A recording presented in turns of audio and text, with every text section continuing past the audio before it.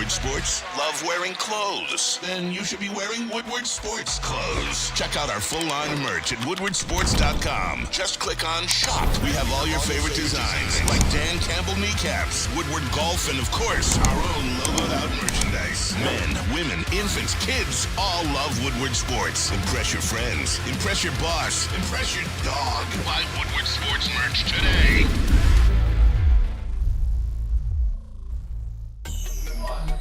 Welcome in, everybody, to the Morning Woodward Show here on the Woodward Sports Network.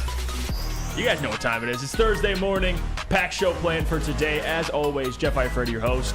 Alongside me, my partner in crime, the man with the flannel himself, Flannel Sam. In the booth, actually, for JB, because JB's he's grinding out here. So we're giving the man a day off, at least from the show. He's doing other things. Matt Broder. Let's go. You were at AP yesterday, weren't you? I was. Man. Another rainy day just like today. A rainy day at AP. And then joining us, as always, Gabrielle D. Phillips in the chair, and then in the TD booth, Lucas, and once again, Jalen just kind of there right behind him hanging out with us as well. So I cannot wait. No, he's there. We know there's a person behind Lucas. We know. And we're funny making story, it clear. two people on the show right now are going to be a part of new programming, Broder and Jalen. So stay tuned for that. The Booner and Broder Show. Yeah, it's going to be cooking, so I can't wait for that. But packed show for today. A lot of Lions to get to, especially, as always. We're going to get through some Scotty Montgomery clips because he did speak to the media, had some interesting comments to say. That's at 8:30. 8:45, Dan Campbell had an interview with Brad Galley, who does great work, and he talked about expectations this upcoming season, which I feel like he's been asked that 1,000 times. Yeah. So he probably gave us the 1,000th answer, and we're going to react to it. Chris Jones at 9 o'clock. He could be coming in this division. No. Oh, come No, please. Are you talking about the Bears? I'm just hold on. I'm just chill that out, we'll get to the possibility of Chris Jones landing in the NFC North at 9 o'clock. 9:15. Me and Sam are going to absolutely evaporate T.J. Hawkinson and DeAndre Swift. I cannot wait. Those guys, they're on the grill, and we're hungry, so we're cooking at 9:15. So stay tuned for that as well. But before we get into any of this stuff, man, how you doing this morning, Sam Flannel? Oh, I am great. I finally got myself that short sleeves flannel that I was lacking yesterday. Did a whole big load of laundry because as one of the sayings goes at a laundromat I used to frequent in college, just getting through life one load at a time. Yeah. Well, oh boy, flannel. I don't know if that's what you want to go around saying. That was a saying actually like on the wall at that laundromat. We're talking about laundry. Get your minds out of the gutter. Yeah, come on now. I think Sam meant taking one load at a time. I don't know what he meant by it, but regardless. Good morning. Wait, 8:03. Good morning. Yeah, 8:03. It's too early. It's too early. But you know what? I did want to mention this because it kind of coincides with what we talked about a couple days ago. Yeah, Corey Davis retired. So. All right, Corey Davis is retired. So, you know what? All the conversation we talked about Corey Davis, it's over. Throw it in the trash. It's over. He recently just retired. There it is. Woodward Sports on Twitter. Jets wide receiver Corey Davis has informed the team that he's retiring from the NFL at 28 years old. The former Western Michigan Bronco, by the way, what he did in college was ridiculous. Check the numbers, by the way. Compiled 273 catches, 3,879 yards, and 17 touchdowns in his career. Pretty much wasted his career in Tennessee and retires at the age of 28 years old. But yeah, a guy that was on, cut watch, a guy that we talked about on this show that if he were to be cut, we'd be interested in. It's a no-go, Sam Flannel. Oh, yeah. It's over. The dream of Corey Davis looks to be officially dead. He was a guy that I definitely wanted the Lions to pursue if he were available, if the Jets were going to cut him. But Corey Davis kind of took the decision in his own hands and retired. He's one of those guys that probably was drafted a little bit higher than he should have. It's unfortunate. He was a very fine NFL wide receiver. He had a couple of pretty good years, but as a number 5 overall pick, you have to say that Corey Davis was a draft bust. You can't be a number 5 overall pick and not have a single 1,000-yard season. So he had an okay career. I definitely wanted him on the Lions coming into this year, but Corey Davis will always be looked at as a disappointment because It's fair. You got to produce at a higher level than that if you're a top 5 draft pick. You just do. Yep, and people chiming in. Chuck Brewer says if you have the money to retire on your own terms, more power to him. And that's probably the bigger storyline to take from this. Amen to him. It's like the whole Justin Jackson thing. Guy just reported to camp, said, deuces, I'm out. Yep. Like, in the fact that he can do that and have other options. Miles Jack, another one. Miles Jack is actually a pretty good player. And he just said, he blew up the deuces. He decided there was rumors that he was going to go be a plumber, and I forget what he was saying. Before he got signed by the Eagles, he's about to go be a plumber. Hey, good and for then him. he retired, so he's going to run up that trade work. Yeah, hey, he knows, again, I mean, you have money already. He saved, and then you go out. You don't have to get hit, and you can still make money and have benefits and insurance. So all credit to them as well. I see this comment, Real Cream of Wheat. I laughed hard when I heard that. Are you Corey Davis simps must be so sad this morning. Lucas, how you feeling? I'm perfectly fine. I don't get why, we aren't Corey Davis simps just because he said we'd be a nice fit in Detroit if they took him, if he was cut by the Jets. It's not like we were saying they need to trade for him. He was a cut candidate, and that's perfect fit for what the Lions need right now. I was never a Corey Davis simp, never has been, never will be. Simp. Yeah, the whole simp thing's maybe a little overstated. I wouldn't say we're simps, but again, if he were to be cut, of course I'd be interested. 20 years old. I was a simp for DeAndre Hopkins when he was available. Now I would admit that full-heartedly, and I still think we should have made a move for that because we'd be sitting quite purdy right now. We'd be having top 2 duo in the NFC, I think, if we had D-Hop and Amon-Ra St. Brown, because you can say what you want about A.J. and Devontae Smith, and then when Jameson comes back, best wide receiver trio in the NFC, probably in the NFL too. Oh, look at the doc chiming in here with knowledge. He says Lucas wants players contemplating retirement. Is this true? I mean, if they're going to be playing this year, that's all that matters. If they're playing this year on a 1-year deal, I don't care. Aaron Donald coming home. Dropping dead and playing retirement, then I don't want them. I see a lot of say it flannels. August 24 checking in with Flannel. Are you going to say it? Well, I mean, if Chris, it all depends on what happens with the Kansas City Chiefs and Chris Jones. Okay, that's fair. Now, Yes. Chris Jones is out. Let's just say, hypothetically, he's out the entire season. Are you going to say it? Yes. Okay. Chris Jones is that important to the Kansas City Chiefs. All right. He's one of the best defensive players in the league. By far, by a mile, the best defensive player on that team. Yeah, no doubt. By far. And Chris Jones, by the way, we'll be talking more about that and where his potential trade destination could be. Because right now there's no dialogue with the Chiefs at all. Like Andy Reid said it. So that's concerning, to say the least. And with the season about 2 weeks away, you got to have some answers soon.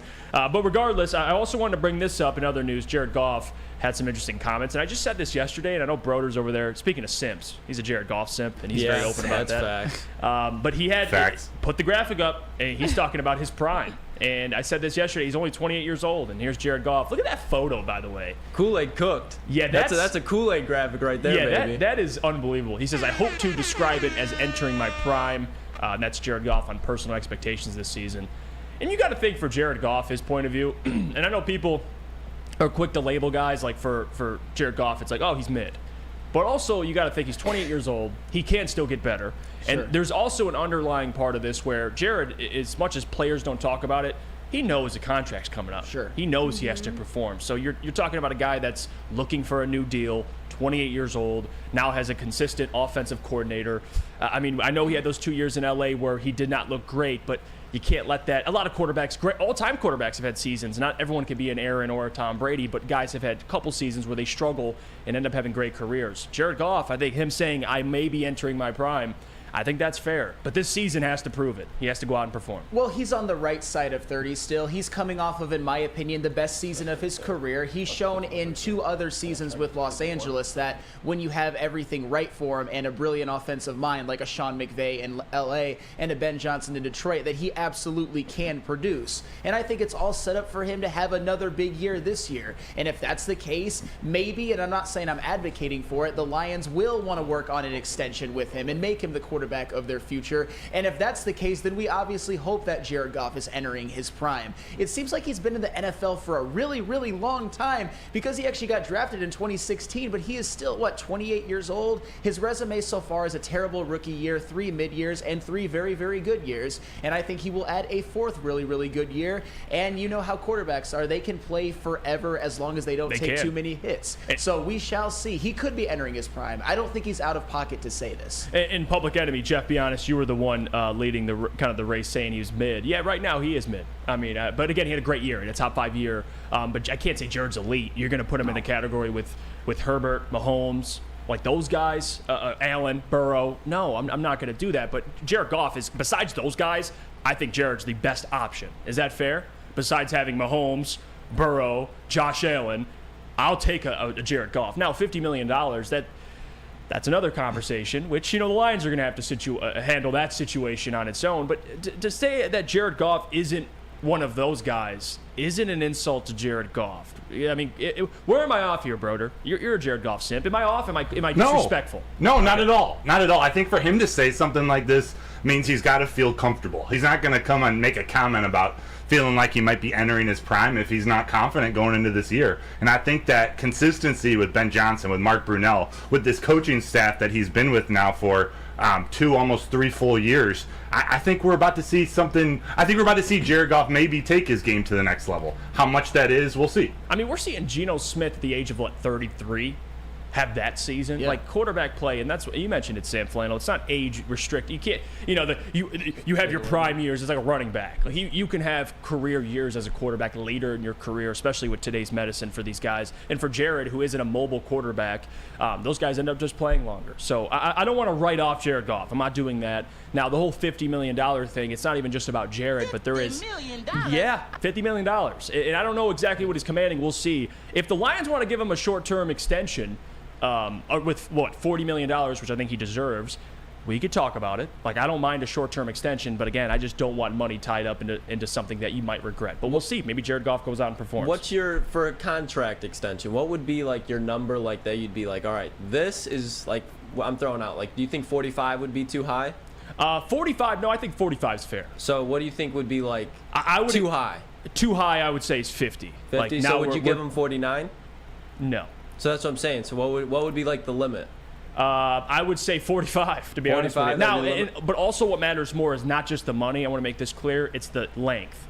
Okay. If you give him a 2-3 year deal, you could probably talk me into it. Okay. But if we're talking, a multi-year deal, he's signed here for the time like a 5-year extension, Yeah, through his prime, quote unquote. Right, but I don't think he will. I think the Lions, Brett Holmes is smarter than that, and he'll give him a short-term deal. And I'm okay with that. I don't want people to think I'm Hendon Hooker season, because again, we don't know if Hendon Hooker sucks or not. Sam Flannel. We can't just say right now he's the franchise quarterback. Right now, Jared Goff is good. He's a top 5 quarterback based off last year. I think, and I would argue, he's the second best quarterback in the NFC. Lions, right now, and I'll tell you, you know what? Let's play a game. How many NFC teams would want to trade for Jared Goff, their current quarterback? Because that's a fun one. And I'll help you out, but Sam Flannel. I'll help you out. Yeah, because I'll go through this list right now. But Boss is taking over. He's running a game. He's going to help us out. Yeah, let me go through these teams because All right. I want to. Yeah, hold on one second. Because now I'm curious, because this is a real conversation now. You talk about teams in the NFC. Are we going to count, so are we going to do this as, if you have a rookie quarterback?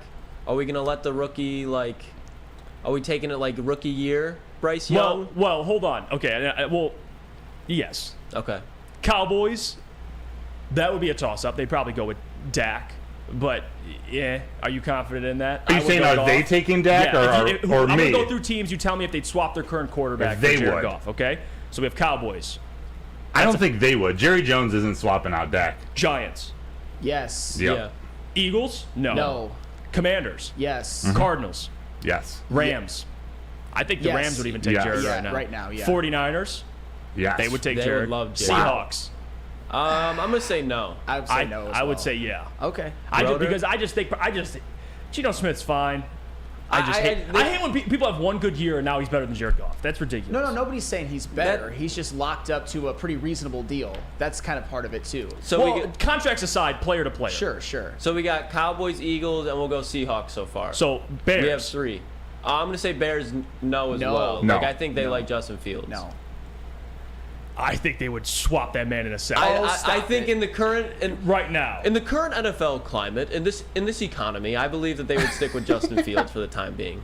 Okay, and let's go through it now. Okay, Packers, yes. Yeah. For Vikings, yes. That's a toss-up. No, I think it's a I think Packers are not Packers. But Vikings are ready at least to go. okay. Let's even if you agree Kirk and Jared are the same, one has more playoff success. I don't know. If I'm a GM, I'm Vikings, I leaning think with that would go golf. Falcons. Yeah. Oh, Yep. absolutely. Panthers. No. Saints. Yes. Yes. Nah. Buccaneers. I think it's a toss-up with the Saints. And then Buccaneers. Oh, absolutely. Yeah. So you're telling me how many teams It was we 4. said no? It was Cowboys, Seahawks, Eagles, and Panthers. You And said, Bears, Bears. Bears too. So 5. That's 5. So 5 teams in the NFC would keep their quarterback. Yeah, and you figured Goff is better than Bryce Young for sure, rookie year, and better than Justin Fields right now. So Yeah, and I'm because taking him that's over hard Dak. because Well, that's what I'm saying. Justin right now, of course I'm taking Goff over Justin Fields right now. But again, Fields, like you said, he could come out and play really well. I don't know. But that just kind of shows you having a quarterback like Jared Goff in this league is rare. It's hard to come by quarterbacks. And that's why they're the most sought after position, because you need one to compete. The Lions have one. So I don't want this to be, I didn't want the whole, unwilling to pay Jared $50 to be this slander on Jared Goff. Sure. Trust me. Lions are lucky to have a guy like Jared. It is what it is. We'll go to break when we get back. I want to get into Brian Branch because he had some comments about Patrick Mahomes, and he is speaking like a 10-year vet already. Like the guy. He's been thinking about Mahomes. Yeah, he really has. I mean, Brian Branch has done everything and impressed me, and trust me, I got some things to say about him. But before we do that, I got to tell you about our friends at Dispo, because you can experience the true meaning of exceptional cannabis products with Dispo Dispensary. Indulge in the final selection of cannabis curated with care. They got over 12 locations. They just got another one in Whitmore Lake. We'll be down there tomorrow at the Romeo location. So come hang out. If you got to restock and anything, we'll be there doing all shows. Come hang out. Come say what's up. Again, they're bud tenders. The service, the products, everything's elite over at Dispo. And that's why I appreciate them. That is DISPOshops.com, your local cannabis plug. It's the Randy Wise Celebrity Golf Tour. You're a good coach, Tim. Oh, great shot. Some of the biggest names in Michigan sports, and some, well, not so much. Good. Oh, yeah, baby. Oh, yeah, baby. Oh, shit. Go in. Watch episodes at woodwardsports.com. Introducing the Planet Fitness Guide to getting that post-workout glow. Step 1. What's your why? More epic energy? Better sleep? Blow off steam? Step 2. Join Planet Fitness for just $10 a month and get moving in our clean and spacious clubs. Step 3. Bask in that post-workout glow. Join Planet Fitness today for just $10 a month. Join today at any of the 50-plus Detroit area locations. Love Woodward Sports? Love wearing clothes? Then you should be wearing Woodward Sports clothes. Check out our full line of merch at woodwardsports.com. Just click on Shop. We have all your favorite designs, like Dan Campbell kneecaps, Woodward Golf, and of course, our own logoed out merchandise. Men, women, infants, kids all love Woodward Sports. Impress your friends. Impress your boss. Impress your dog. Buy Woodward Sports merch today.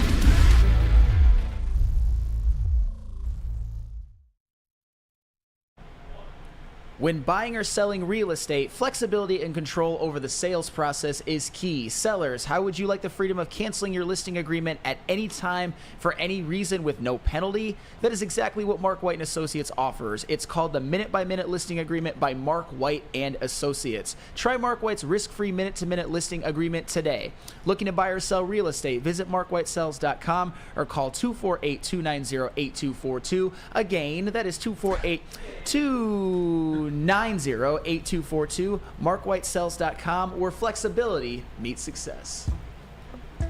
Welcome, everybody, back to the Morning Woodward Show here on the Woodward Sports Network. Don't forget, hit the like button. We're almost at 50 likes on the stream. We'd much appreciate it. We're so gracious you decided to join us this morning. Could have been anywhere else, but you're hanging out with the Morning Woodward Show crew, so thank you for that. Don't forget woodwardsports.com for all the latest news, articles, updates, show clips, and merchandise. Merchandise, kind of like what Broder's wearing in the booth over there.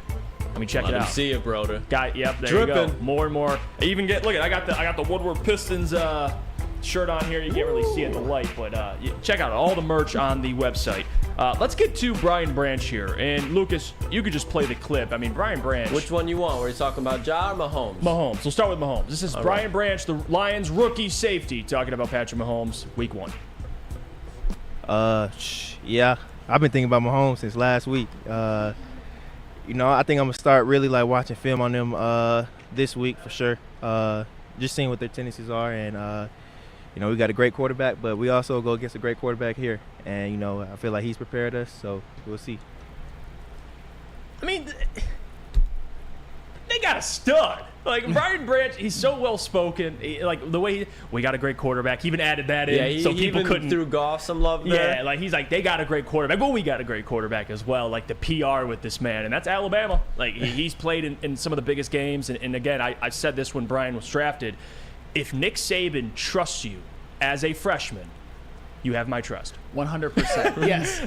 I'm cool with it. Well, that's the thing. He's as good of a defensive back that Alabama has ever had, at least in recent memory. And speaking of the Lions, there are a couple people in this room. We got 2/3 of Lions insiders here today. And speaking of which, Woodward Sports Lions reporters Gabrielle D. Phillips, Matt Broder, and Detroit legend Terry Foster. What a trio there. Uncle what a trio. He's posted up in that, too. Absolutely. Dude, look at him. Look at him. Stop. Are sitting at the corner of Woodward and Main Street, bringing you the latest inside information on the Detroit Lions. Episodes will be coming to you twice a week, all season long on the Woodward Sports Network YouTube channel, on Sundays from 8 to 9 a.m. and Tuesdays from 7 to 8 a.m. Premieres on Tuesday, September 5th. You do not want to miss this. Tune in to watch the most in-depth reporting and breakdown of the game, the players, and preparing you for the next time the Lions hit the gridiron. Woodward Sports Lions Insider Show, Detroit's first stop for game day. Let's go! Oh, That's what I'm talking about. Get in the house. And you know, I gotta do my best to do the read and like prop you guys up. I'm really excited to watch that one, by the way. That is going to be a great watch, and you guys should all tune into that as well. But speaking of Brian Branch, you know how I feel about Brian Branch. I think in the secondary, of all the players who currently play for the Detroit Lions that are DBs, Brian Branch will end up having the best career out of all of them. And all of this talk, he already sounds like a savvy old veteran right now. He does. The fact that his first test of his entire NFL career is to go up against Patrick Mahomes, Andy Reid, Travis Kelce, one of the best offenses we've ever seen. The first 5 years of Mahomes, Kelce, and Andy Reid might be the best offense we've ever seen in the history of the NFL, at least in a 5-year span. And Brian Branch is going to get tested in week 1. And who the hell knows? Maybe he'll have some experience getting to at least help guard Travis Kelce. What is better experience than that? I've always said this about Brian Branch pretty much since he was drafted. He has, I think, a higher upside than people think, and I think we see it now. We see it with his play in the preseason. We see it with the reports coming out of training camp because he is versatile. Those type of guys, there's no chance that they're going to be busts or flops because he can do so many things well. He's a very, very smart football player, which we all saw at Alabama. And I just think the sky's the limit for him. He will start this season. There is no way you can leave that man off the field. And if he gets the usage, Brian Branch will get some votes at the end of the year for Defensive Rookie of the Year. I don't think he's going to win it because it's almost impossible for like a nickel corner / safety to do it. But he is going to be damn impactful. It wouldn't shock me at all if he is just as impactful this season as Kyle Hamilton was for the Ravens last year. Oh, he'll be more impactful. Really? I think so. Well, here's the thing, go because you might have a point because I think Hamilton probably had more usage on the field, but then again, I think Brian Branch is going to start week 1 and just never come off the field because it's going to be hard to take him off. So I think maybe what you expected Kyle Hamilton to do for the Ravens. Again, I don't think he lived up to that hype of what he was, but I don't think he was terrible. But I think as far as being a polished football player, Brian Branch is better. Kyle Hamilton's a little bit more athletic just with the length that he has, but he definitely doesn't have the cover skills or the tackle success rate that Brian Branch does. So I could see Branch having a more significant impact for sure. And that's just player to player. How about the salary side of things? One was drafted 14th, one was drafted in the second round. And I would argue Brian will be better as rookie. Took him from the Packers, too. That's the best part about it. Now, and I want to go to Broder and Gabby on this because you guys have been down there, but at least for me with Brian Branch, how you know Brian is special is obviously how he handles himself. The guy already handles himself like a veteran, but more than that, the Lions, it almost seems like they're actually moving their secondary around to get this dude in the lineup. Yeah, as a rookie. Yeah, I think for more than most rookies, I think for him the eye test is is kind of the difference maker for him. We've talked about how his 40 time or his athleticism scores at the combine didn't blow anybody away, and that might have been why he fell to the second round. But when you actually see him out on the field, you see all the different positions that they put him in on defense, and you see him make tackles in the backfield. You see him covering tight ends, receivers. You see him playing some linebacker. Like, he looks like he belongs in all those spots, and he continues to make plays. So I know there's not a stat or a metric directed at that, but like, he looks the part as a rookie, as a second rounder. He's that dude. Should have been a first-round pick. How much usage did he get yesterday? Because I know how much he got when I was there, and I know you were down there yesterday. What it looked like? They didn't really do much yesterday. It was literally a walkthrough for an hour and a half, and there wasn't much we could take out. Okay. But AG has to love Brian Branch. Yeah. Right, Gabby? There's no way. Oh, yeah. Are you kidding me? He kind of, I feel like So versatile. he's an example of everything they're looking for in a DB. 100%. And I mentioned this also on the show last year. The Lions struggled with two things in their secondary: pass coverage, tackling. What does Brian Branch do at an elite level? At Blanket least as a all rookie? of those worries. He's like when you just tackle? work the 12-hour shift. AG, he just put in all that film work. He just put in all that coaching during practice, and you know what he can do? He can get it. He can get in his figurative bed, and he'll get that Brian Branch cover over him. He'll just be like, oh, I know I'll be okay here if I have Brian Branch. He'll be comfortable. He is going to de-stress Aaron Glenn and allow him to actually get into his bag as a defensive coordinator. And Funky chiming in, he says most people play slower than their 40 time. Brian Branch actually plays at his. Yeah. That's the difference, and that's facts. Like Brian Branch, the one thing people question about him was his speed.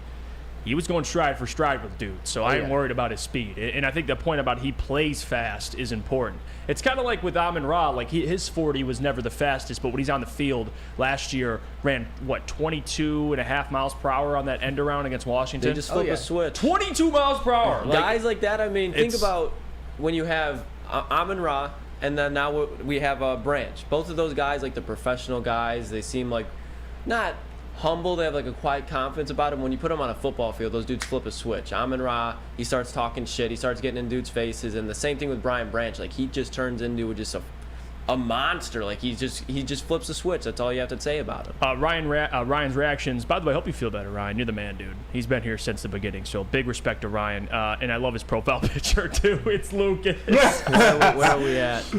He says, awesome. Ryan says, "Can we field Kirby and Branch at the same time?" Of course. Oh, yeah. You put Branch in the slot, you can have Kirby as a deep safety. Because the thing is, Kirby's the free safety. Branch is going to be like a strong safety, which Tracy and CJ are. So Kirby's pretty much going to get all the usage that they can out of him. I don't think Kirby's going to miss any time. It's going to be Branch taking time away from CJ, DJ, and Tracy Walker. I think Tracy Walker could be a name to watch around like the trade deadline if the Lions need something to flip for, like, we get an injury or there's an obvious hole in the roster that we need to address. I think Tracy Walker is a guy that it's not that I want him gone, but just at the state of the secondary right now in the safety room, he's a name to watch. And you could talk about depth on this team, and there are concerns at different positions for me. I mean, offensive line, we've discussed this. Every team in the NFL, Sam, struggles with depth there.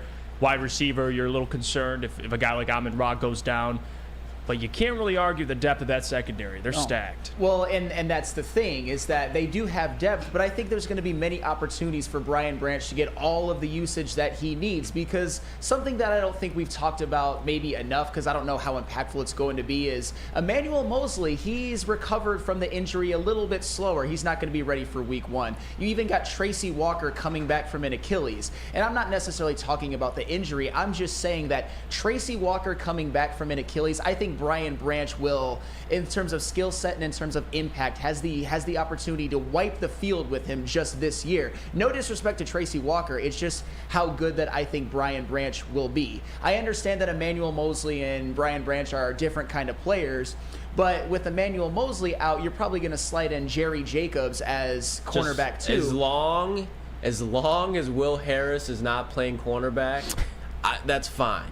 Just do not put Will Harris out there, for the love of God, please. But I would even argue, and this isn't a shot at Jerry Jacobs, that if he's out there playing cornerback too, he would be the weak link of the starting secondary. Is that? Well, yeah, but I feel a whole lot better than him out there than Will Harris. I agree. I agree with that. But Sam, you're right. You're talking about a weak link, and that's not even in the most respectful manner. But yeah, Cam Sutton is proven he's solid. Jerry Jacobs is the most unproven, but yeah, maybe he can shine with that opportunity. I mean, Joe chiming in here asked me at Jeff, should we be concerned about our number 2 cornerback though week 1?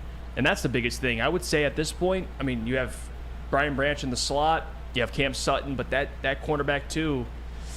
Yeah, that's tough. Let me ask you guys a question real quick. I know it's kind of early to say this, but it's got to be Jerry Jacobs. Do you think next year going into the draft, for the first round pick, we should have our eyes on a cornerback? You think?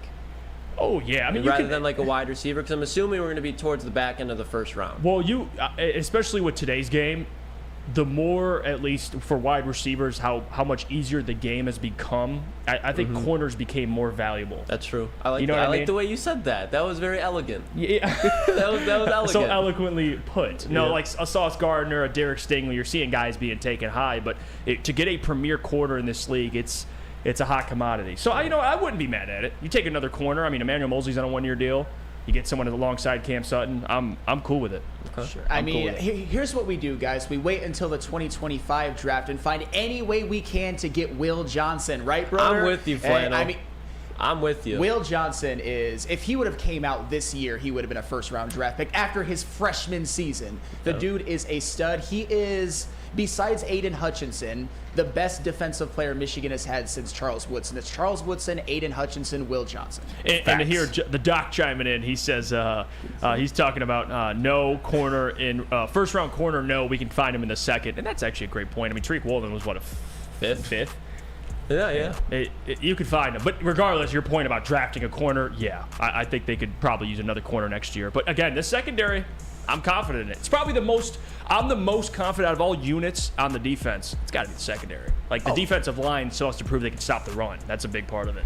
Yep, and how amazing that they revamped that secondary from just a couple of years ago and even last year. And speaking of revamping things, I revamp my hair every single time I go to Lady Jane's, always having it look this good. I mean, look at this. Look at this. You are something, bro. I am something, and so are you, Lucas. But when I do a show next to Jeff Iafrate, I have to make sure my hair is on point. And how would you like to win a new vehicle for you and a friend? That's right, a new car for you and your wife, girlfriend, or best bud. Just get to Lady Jane's and automatically register for your chance to win, courtesy of Les Stanford Buick GMC of Ferndale. Lady Jane's, haircuts for men, open 7 days a week. Walk in anytime. It's wicked awesome.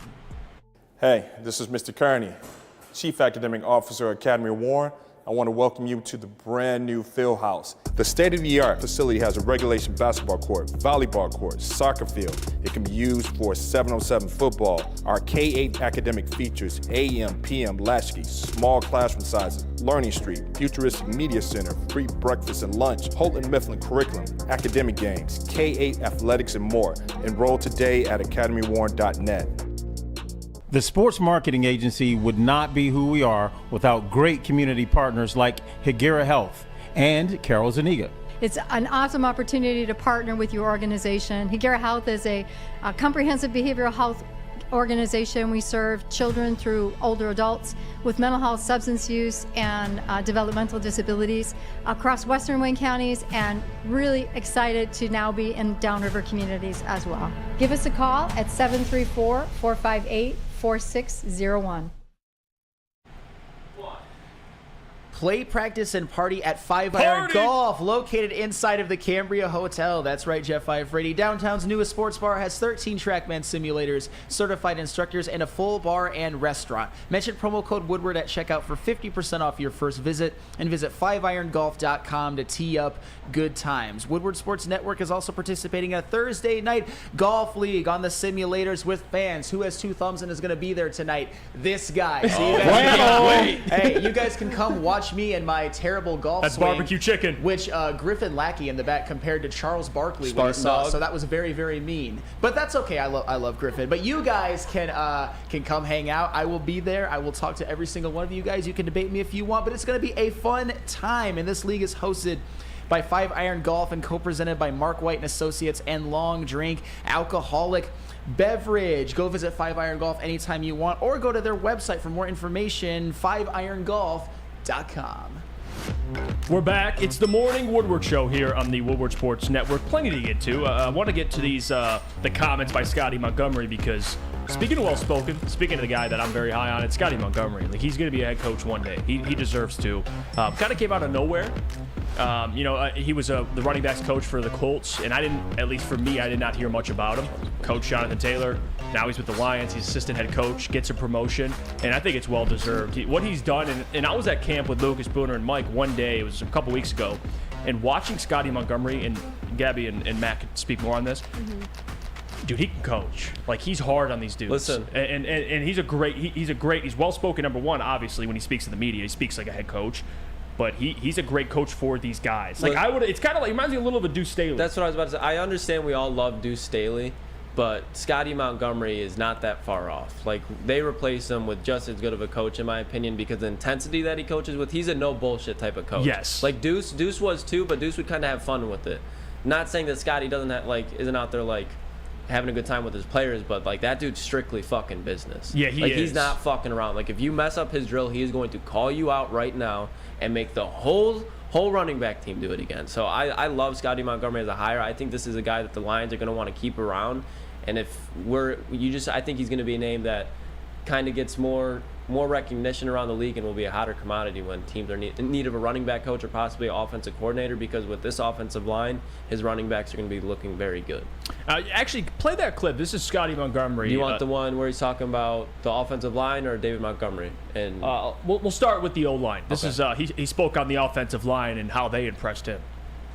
Our offensive line, I really, I've seen movement in offensive lines in the run game, but the collection of being able to protect it and run it the way that we're able to run the football and protect the quarterback has really stood out to me.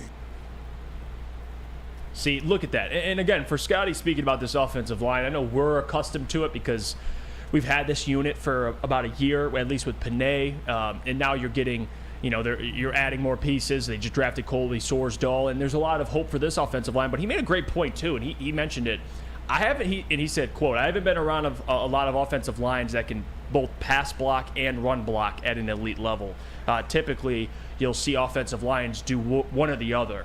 And Braylon mentioned this on E&E yesterday, back when he was with the New York Jets. That offensive line could run block really well, but pass pro, they weren't great. Yeah. This Lions offensive line, dude, they can do both. Any way you want it, they can cook it up for you at an elite level. How do you want it, right? But that's the thing. That's one of the reasons why I think the ceiling for this Lions offensive line is to be the second best in the NFL this year after the Philadelphia Eagles. And speaking of offensive lines, where did Penei Sewell go to college? Oregon. And speaking of college, we've got the new show, the College Pregame Show. Hey. Woodward Sports, love of college football. You like that transition? Do you love college football? I do. Well, Woodward Sports loves college football. That's why we're bringing you Woodward Sports for the love of college football pregame show, the latest WSN show to tune into on the YouTube channel. Spencer Raxter, myself, Flannel Sam, Easy, and many more get you ready for college football kickoff premiering live on September 2nd, Saturday morning from 8:30 to 10 a.m. on the Woodward Sports YouTube channel.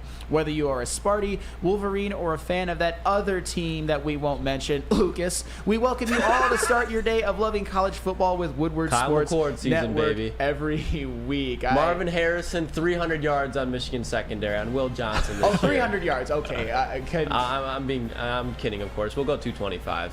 It's ridiculous. Will Johnson, burnt toast. What? You know what? We're gonna discuss that. Sam is baffled right now. Me and Flannel got to be on the desk for Ohio State, Michigan for sure. Oh my God, that would be that would would be my electric. These Nuts Ohio State shirt. Hey, and you know what I heard though? One of the most beautiful sounds in the world. A little hail to the victors in there. But speaking of which, I'm gonna land the plane and get back on topic. this offensive line. So Scotty Montgomery was speaking about them, and we all know his specialty where he made his mark is as a running backs coach. And what do Penei Sewell and Frank Ragnow do especially well? Run blocking. Penei Sewell's already one of the best run blocking tackles in the NFL. And I think he's going to take that next step this year as a player and even as a run blocker. I think he has another gear. Frank Ragnow, of course, he's got that degenerative toe, but at the same time, I still think he's going to play. He does. Bro, degenerative toe? Is that a fact? I mean, you're not wrong, but degenerative toe. They literally say it's inoperable, Lucas. Flannel, I'm not saying you're wrong. It's just it's a flannel saying for sure. That's all I'm saying. Degenerative toe. I appreciate that. But the point is he's still going to be able to play, but he's never going to quite be 100%. But he is still a damn good run blocker. Of course, you got Decker, you have Jonah Jackson, and Vaitai coming back hopefully for the whole season. That offensive line is currently constructed and healthy. Like I said, its ceiling is the second best offensive line in the NFL, and I think fully healthy, their floor is like top 5. So this is going to be the lifeblood of this team. This is going to be the lifeblood of this running game. And I cannot wait to just see the amount of pancakes that Penei Sewell and Frank Ragnow are going to lay at defensive linemen, especially week 1 at Kansas City. If Chris Jones isn't playing, they are dead, Kansas City. They are dead. Because without Chris Jones, that defensive line is pretty damn mid. Can we agree with that? Maybe even worse than mid. Because they don't have Frank Clark anymore either. I mean, yeah, it's nothing Frank Ragnow can't handle with a degenerative toe. I mean, like he's gonna be able to take on that Chiefs defensive line without Chris Jones. I'll tell you that. Did you say pancakes?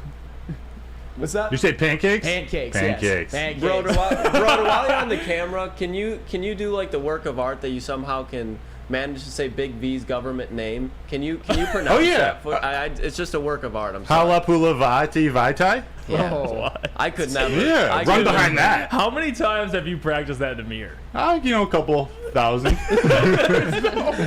Dude, Matt says it so well. He's like traumatized for the moment where he's gonna be like interviewing, and then Big V's walking up, and he's gonna pull it out. And he's the only one to nail it. Imagine when he says it, Broder says it, and it's just wrong.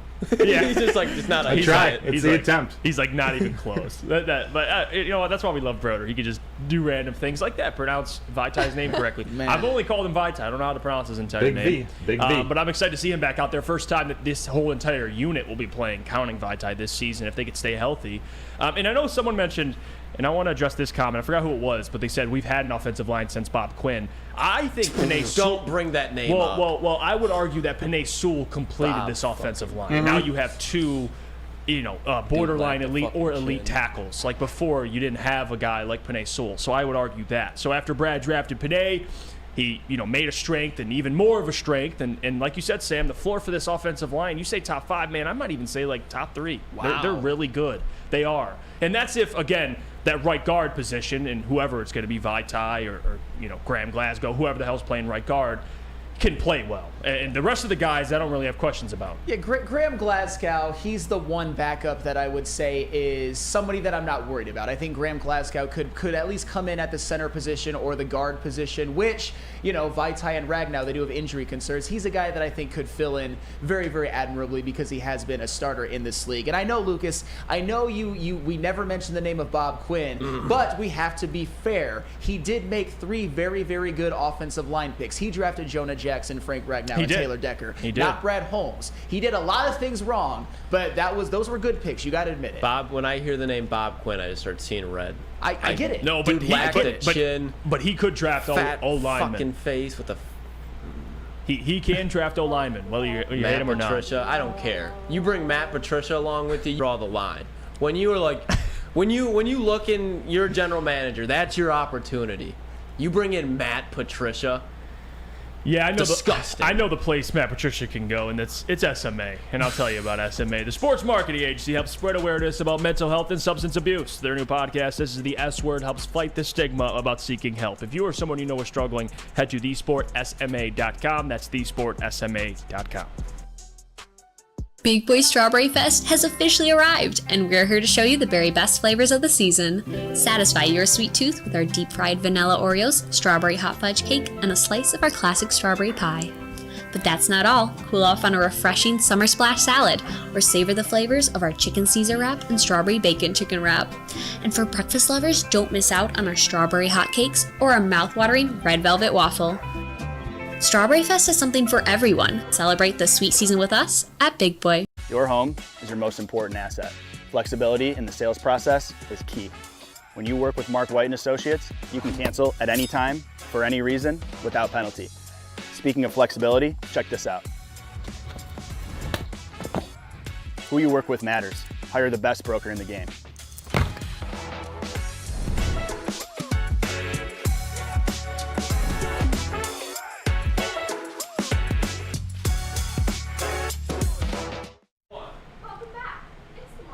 show here at woodwardsports.com. Thanks so much for tuning in with us. Getting your Thursday started on the right note with the whole crew here this morning. Have you followed us on all social media yet? Because you should. Are you listening to this via podcast? Then download and leave a 5-star review. And are you watching on YouTube? Then like and subscribe. And now back to Jeff. There it is. Let's go. 5 stars. Like the stream. Like the stream. Let's talk about some Scotty Montgomery still, because there's still more to get to. I mean, Scotty Montgomery, he had some gems yesterday, and Broder has some things to say about Scotty Montgomery as well. Yeah, I do. But play the clip. This is Scotty talking about David Montgomery and the impact he will have on a guy like Jahmyr Gibbs. His leadership capability is going to help Ja turn into a leader quickly. Like I think that he is also the guy that was able to, kind of, break Ja's initial shell to be able to talk and, communicate, or give him the ability to talk around the guys a little bit more, because Ja came in humble, and I like that. And now we're trying to do a good job of pairing those two together, and the teaching that goes on the field that's not coaching has been very good for him. And there you have it, Scotty Montgomery talking about David Montgomery and the impact he will have on the rookie running back, Jahmyr Gibbs. And I don't know if you guys could hear that, but some dude, his car alarm was going off. I don't know what that was about, so sorry for that. But scare you? Shut up. Why? Why would it scare me, Lucas? Before we went in, you were like, what the? And we No, I did not. mute the microphones because you were freaking out because of a car alarm. No, I just didn't want the people to hear it. Or was it just disrupting you and just an annoyance? Did it annoy the boss? It was disrupting the quality and the product of the show. Boss wasn't pleased with the car alarm. No. So Children, he had to have somebody go handle the car alarm. By the way, this would never happen on Ermanni Networks. Am I pulling a mask? No, that's true. This would never happen. JB would have ran out there and punched the car window and broke it for him. So you know what? JB does it all. Yeah, it's all right. Morning Woodward Show. We have these technical difficulties, but regardless, Jeff Matt scared Broder again. Shut up. There's no bees in here. All right. So Yeah, I'm but good. there's a car alarm, so apparently he's scared of those too. Matt Broder, you had something to say on Scotty Montgomery. What's it like, man, being around him? Oh, it's amazing. He's such a well-spoken guy, and he's very knowledgeable. But one thing I wanted to point out, I know he was talking about the relationship between David Montgomery and Jahmyr Gibbs. Back when he was with Indy in 2021, 2022, it wasn't just Jonathan Taylor that had a great year. It was that dynamic duo of Taylor and Nyheim Hines. In that year, I believe they both had 40 receptions out of the backfield. He's got this experience coaching these two-headed monsters that I think he can pull a lot from his experience in Indy with those two players and do a lot of the same things with Jahmyr Gibbs and David Montgomery. Granted, they're different types of runners, but his knowledge, his ability to mix the ball around or mix the offense up a little bit, I think will be valuable for the team this year. Hold on. No, we're not. Hold on. I'm not letting this one slide. Coach Walk 37. I love you, man. I do. I appreciate you. What the hell is this comment? Yeah, but Jeff's saying every black man is well-spoken. So I can't say somebody's well-spoken. No. I'm racist. What? Brian Branch is a rookie to speak like a vet. That's impressive. Jeff, you're getting trolled. Scotty Montgomery. Look, he's falling well-spoken. He's very well-spoken. As a head coach, right? You fell right into it. God, man. They take it and run with it. Sorry, Matt Broder. Jesus. No, you're fine. He's way more well-spoken than Dan Campbell. Yeah. Hold on. Whoa. What? Everyone communicates in a different way. Scotty Montgomery, his ability to communicate with his running back room, with his team, he talked in this press conference about Dan Campbell letting him address the team, having more opportunities in front of a full team, getting that head coaching experiance. Forget what they say in the chat. Not all the time, because I love you, chat. Track. Not all the time. I love you guys, but Jalen's giving Jeff the thumbs up. Let's move on. Ridiculous. I can't even say Scotty Montgomery's impressive. Thank you. Next. But anyway, assistant head coach, man, he's going to do big things. Yeah. Now, I think Deuce Staley was already a great assistant, a great running backs coach, like what he did or tried to do for DeAndre Swift. Just could never get it done because DeAndre just – and don't worry, we'll get to DeAndre Swift in the second hour because I want to give you the update on former Lions T.J. Hockenson and DeAndre Swift. But right now, Scotty Montgomery talking about David Montgomery, Montgomery twins there, impacting Jahmyr Gibbs. What do you think about it, Sam Flannel? Well, this. Oh man, Lucas, you're dying laughing. But you know what? I will ignore. Keep it going. All right, keep it all going. right, fine. So I think that here's the reality. The running game has to be one of the lifebloods of this team this year because with DeAndre Swift and Jamal Williams, it was last year. The Lions were actually 11th in the NFL in rushing yards per game, and I think that they outperformed their personnel. I think we would all say that because even last year, even how much I often disrespect what DeAndre Swift did, in very limited carries, he did average 5.5 yards per carry. And we all know what Jamal Williams did, had over 1,000 yards and 17 rushing touchdowns. And I keep hearing, and I agree, by the way, I keep being told by every single person almost unanimously that Jahmyr Gibbs and David Montgomery is a massive upgrade. I think it's an upgrade, but maybe not as massive as some people think. But the best way to prove it is to go out and just have a top 10 rushing offense behind that offensive line, behind guys like Penei Sewell and Frank Ragnow, who I've already said, and you guys already know, are excellent run blocking offensive linemen. And the offensive line as a whole is top 5, I would say, at worst. David Montgomery and Jahmyr Gibbs absolutely have to show out this year. The running game as a whole has to keep the clock moving, stay ahead of the chains, all of that, and be able to pick up those 3rd and 1s, those 3rd and 2s, and I think that they will. But that's the thing. When you upgrade with David Montgomery over Jamal Williams, expectations come with it. When you draft a Jahmyr Gibbs, not really to replace DeAndre Swift, but to maybe reset the rookie contract clock and get somebody who you hope is better and more durable, they have to show out. I think Scotty Montgomery will be a big help in them. I think adding him to the coaching staff was a very, very good find, and I think they all will show out in the running game. But this year, if you want to be that big upgrade, you got to show us. Is that fair? Yes, for Jahmyr, it's fair. The only thing I don't, and maybe it's not a significant upgrade, but David Montgomery's better than Jamal. We'd agree there. But Jahmyr has to prove he's better than. But David Montgomery's not better than Khalil Herbert, according to Flynn. I mean, David Montgomery had a worse season than Khalil Herbert last year. Okay. I know there's context, but still. Worst. Okay. Yeah. Context. Regardless, I think they upgraded, but you are right, Sam. Jahmyr has to prove it. A lot of things, like, for example, DeAndre, and I'll keep going back to this, coming out of college. Yeah. Everyone talked about the freshest legs out of all the running backs. Well, he ended up being the most injury prone. So, and Jonathan Taylor, who had the most miles, actually got hurt way less. Facts. So I don't want to hear, like, Jahmyr, I don't even know. He could be injury prone. Who knows? He has to go out there and produce, and I think he is better than DeAndre Swift, but again, he has to go prove that. But I think this backfield's better. I mean, does anybody? There's no questioning. I think they're better. The people that are holding on to DeAndre Swift, Jamal Williams backfield are the same people that are still complaining about Jalen Carter going to the Eagles and not the Lions. Like, just relax. It's over with. We have a squad right now. Yeah, let's I'd be curious. What we have, and be very happy with it. I'd be curious. What are the odds of Jahmyr Gibbs finishing for Offensive Rookie of the Year? Ooh, somebody might be able to tell you about that on weekends, right, Broder? Booner! Yeah. Booner can tell you. There's one man at Woodward to go to when you need your lock on College game day. If you should take the under for the Bears on Sunday, or if you need to know how many glizzies, that's hot dogs, glizzies, Joey Chestnut is going to house this year. Wow. And that man is Booner of Woodward Bets. Have no fear, Booner is locking in all football season to bring you the best picks. Only on the Woodward Sports YouTube channel, Saturdays at 11 a.m. and Sundays at 11:30 a.m. This premieres live September 2nd, September 9th. That's Tuesday after Labor Day. College football, he's got you. NFL football, you know it. Woodward Bets. Watch on the Woodward Sports YouTube channel. Broder, you're one of the best live read spokesmen we have in this studio. My dog. You be proud of that read. Just trying to be elite. Yeah, Broder, I'm not questioning. I wasn't familiar with their game.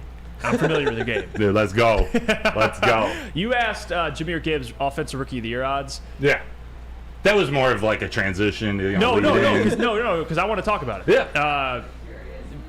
Purposes of the show. Yeah, but it's honestly a great conversation. It is, actually. I saw this comment too, and Stephen Baffy says Bijan is the favorite. Gibbs is not even top 5. Yeah, I'm sure it goes like Bijan, quarterbacks. Yeah, should he be top 5?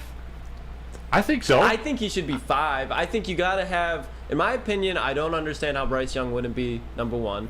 And then you could put, in any order, Bijan, C.J. Stroud, Anthony Richardson. I think that should be top 4. But I wouldn't put like a wide receiver over Jahmyr Gibbs. I'm sorry. I'm just not going to do that. No tight ends lurking over Jahmyr. So I think Jahmyr should be like a solid 5th. I see some Broder's well-spoken. Broder very well-spoken. Just complimenting my guy Broder. Booner is well-spoken. Yeah, there you go. Yes, people jiving in. Booner's well-spoken? George Eagle That's a says, reach. well, George Eagle says, hey, Jeff, is Booner well-spoken? Yeah, sure, he is. I think Booner's well-spoken. He has a show. So I love Booner to death. Well-spoken is not something that is Booner's strong suit. Booner speaks in Booner.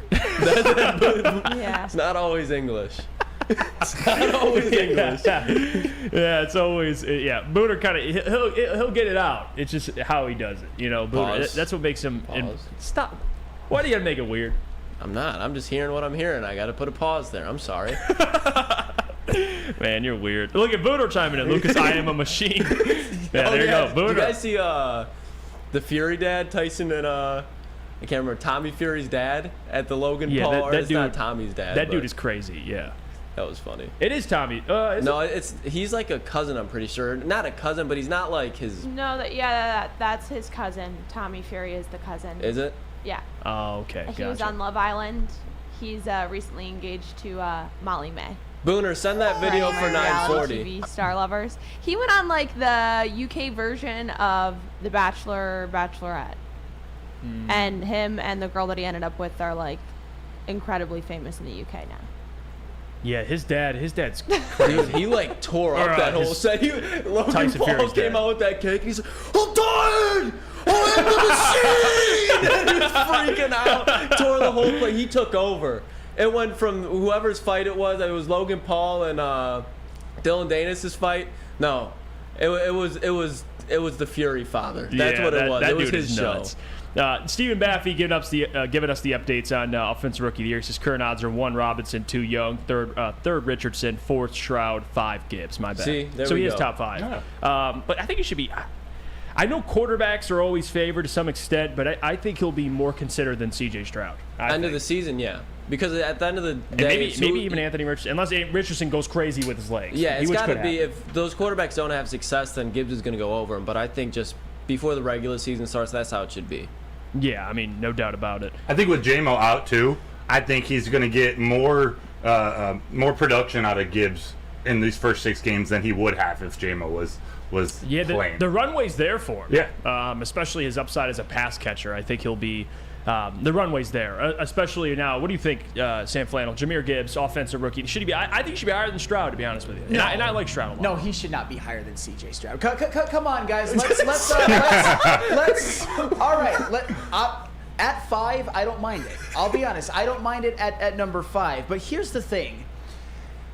It's a lock for Bijan Robinson, guys. It is a lock. It is my flannel guarantee that Bijan Robinson is the offensive rookie even of the over year. Bryce. What if Bryce Young, if they win the NFC South? Well, it would take the NFC South and maybe 20 touchdown passes or something like that, because Bijan Robinson, guys, and I know I've made declarations like this before, will lead the NFC in rushing as a rookie. Look around the league. Look at all of the best running backs in the NFL right now. You got Nick Chubb, Jonathan Taylor, you have Derrick Henry, Josh Jacobs. What do they all have in common? They're all in the AFC. And of course you have a guy like Saquon Barkley in the NFC, but I don't know. I think this year it is right for the picking for Bijan to lead the NFC in rushing. Yeah, I agree. I think Bijan and Bryce Young I'd put definitively over Jahmyr Gibbs.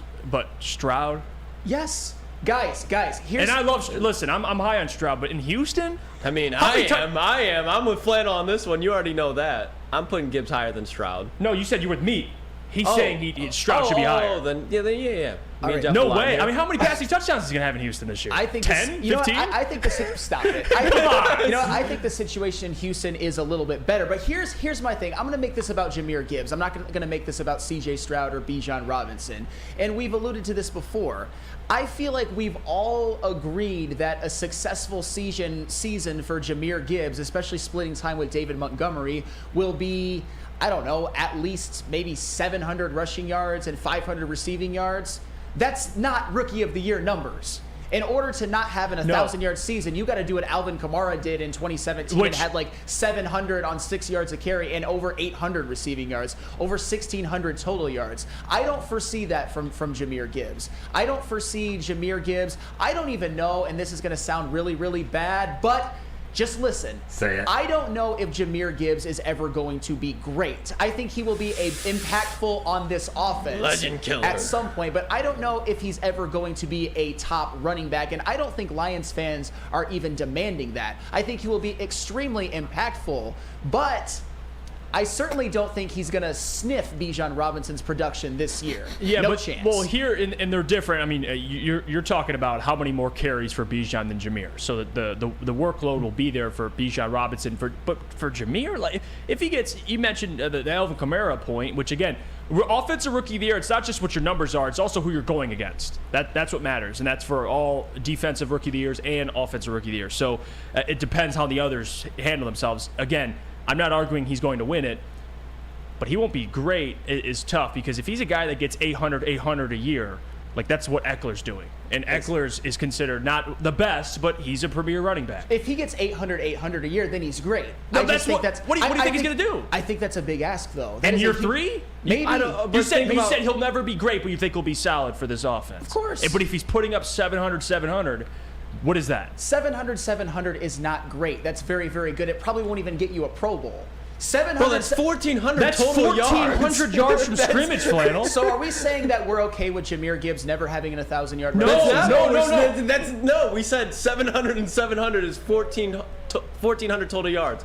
That's great. That's not saying we don't think. I think Jahmyr Gibbs, especially with the injuries and the way the NFL is going, with how running backs have to be played, like David Montgomery's on a 3-year contract.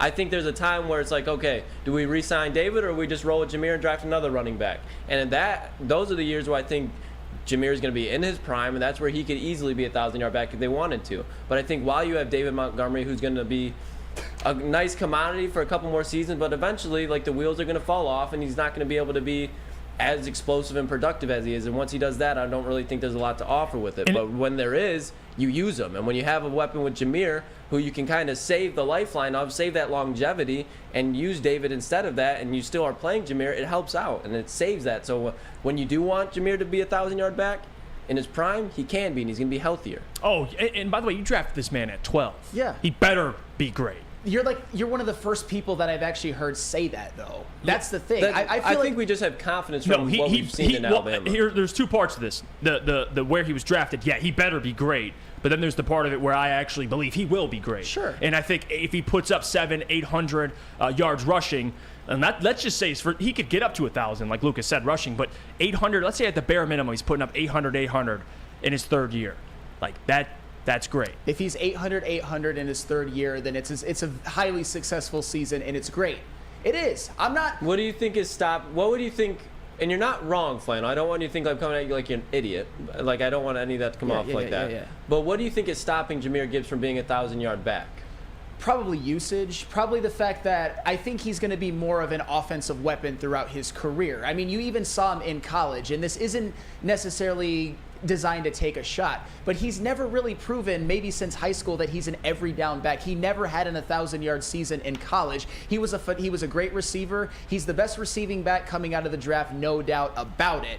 But we're talking about an offensive weapon. We're not talking about a bell cow running back. I don't think he will ever get to that. But like I said before, even if Jahmyr Gibbs isn't great, All-Pro, Pro Bowl, he will still have an impact on this offense.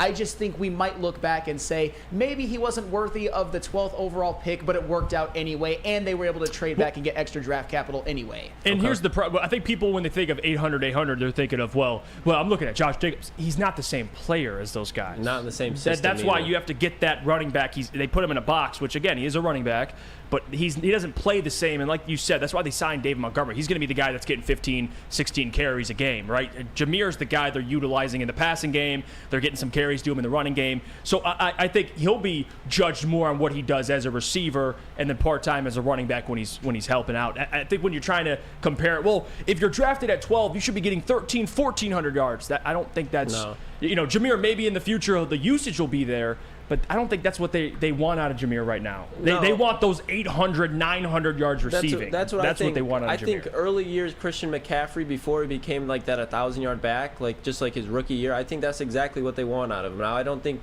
they're very similar players. I think like there's a little bit of difference there, but they're very similar. So I think that's what they want, but they also see how Christian McCaffrey, as the years went on, how you kind of have to preserve Christian McCaffrey because now he's an injury concern. So I think they're trying to preserve Jahmyr Gibbs while David Montgomery's here, and then you let Jahmyr Gibbs open up to why you drafted him at 12. I don't think there'd be any other option besides that. You know what I mean? Like, I think we're going to see Jahmyr Gibbs eventually be like the #1 back. It's just they're not going to do it right away. Yeah, they're going to ease him along, and you don't have to. You got David Montgomery here, dude. Like, that's the guy you're giving double-digit carries to. So, we'll see with Jahmyr Gibbs, but no doubt you draft him at 12. You expect him to be great. He's got to go out there and produce. But speaking of being great, I got a great defense that can help you out and protect your home, and it's Guardian Alarm. Customized solutions from real experts, 24/7 professional monitoring and technology backed by people. All you got to do is call 1-800-STAY-OUT today. Again, that's call 1-800-STAY-OUT today. Tell me your friends at Woodward Sports sent you. Calling all landscapers. This is Darren McCarty. I'm at Outdoor Equipment Co. How would you like to landscape like a legend? How about a bad boy zero turn? And even a chainsaw.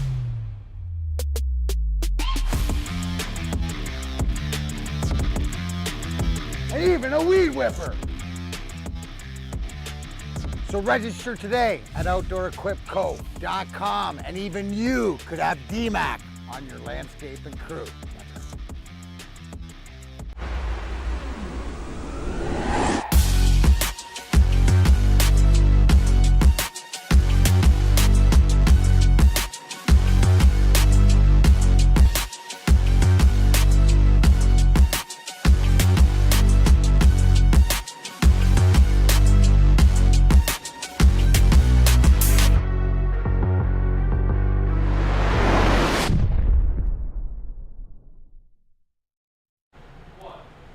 How would you like to win a $100K Vegas getaway? Well, take your closest friends and live it up in the city that never sleeps. It's the Cintron Energy. Drink it and live it. Purchase a 24-pack today and you're entered to win. Again, all you got to do is visit drinkcintron.com/Vegas. Cintron, the healthier energy drink with the great taste and the choice of people who desire to look good, feel great, and be their best versions of themselves. Drinkcintron.com/Vegas.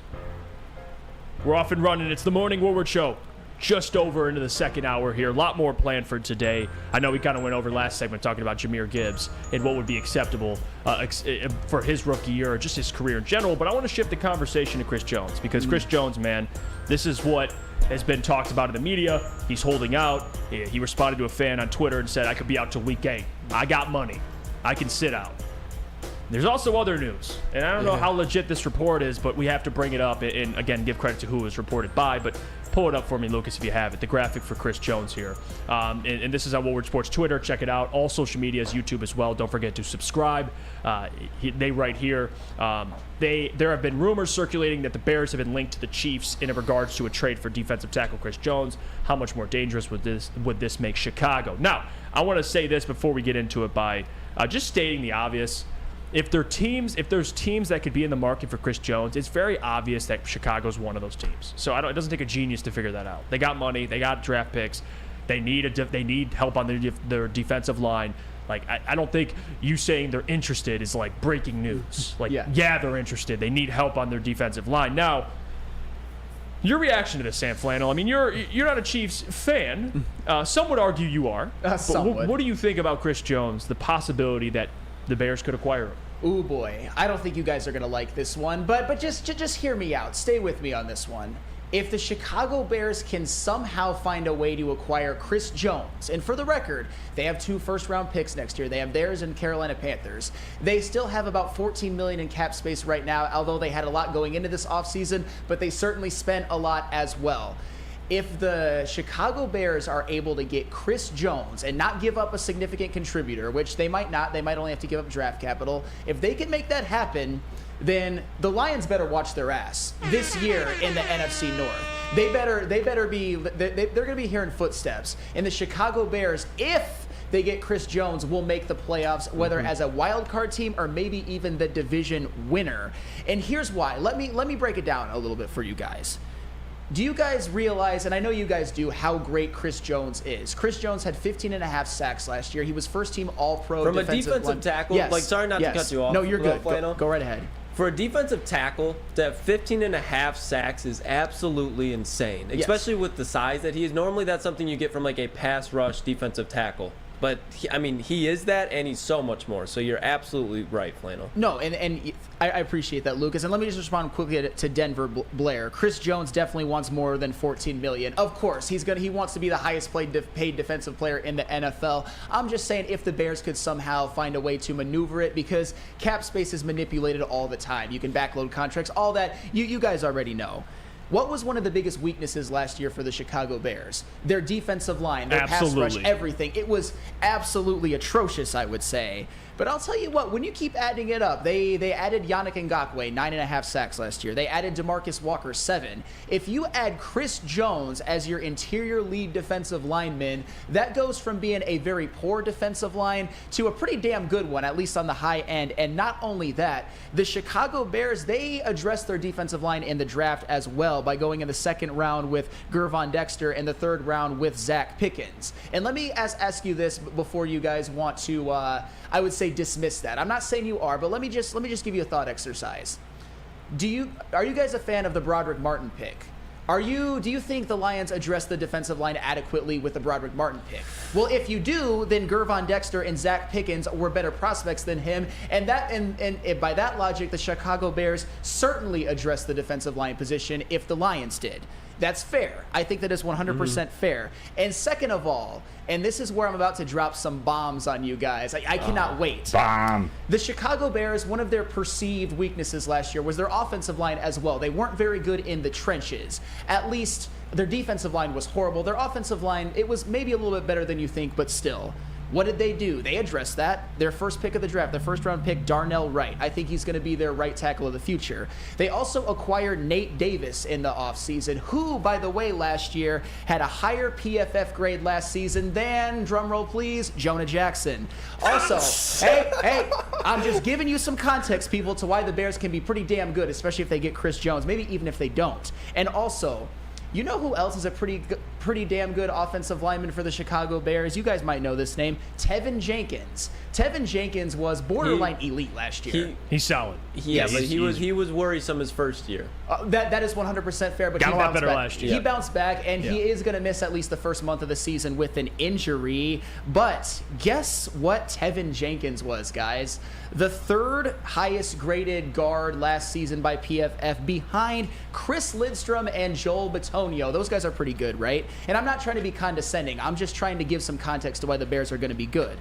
Braxton Jones, their left tackle, again, a lot better than people think. He was solid. He had a higher PFF grade last season than, drumroll please, Taylor Decker. All of those things are true. And here's another thing. I know people think the Bears' offensive line was awful.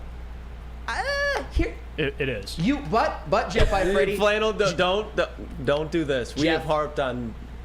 and Lucas, let me ask you guys a question then, Broder. Let me ask you guys all a question.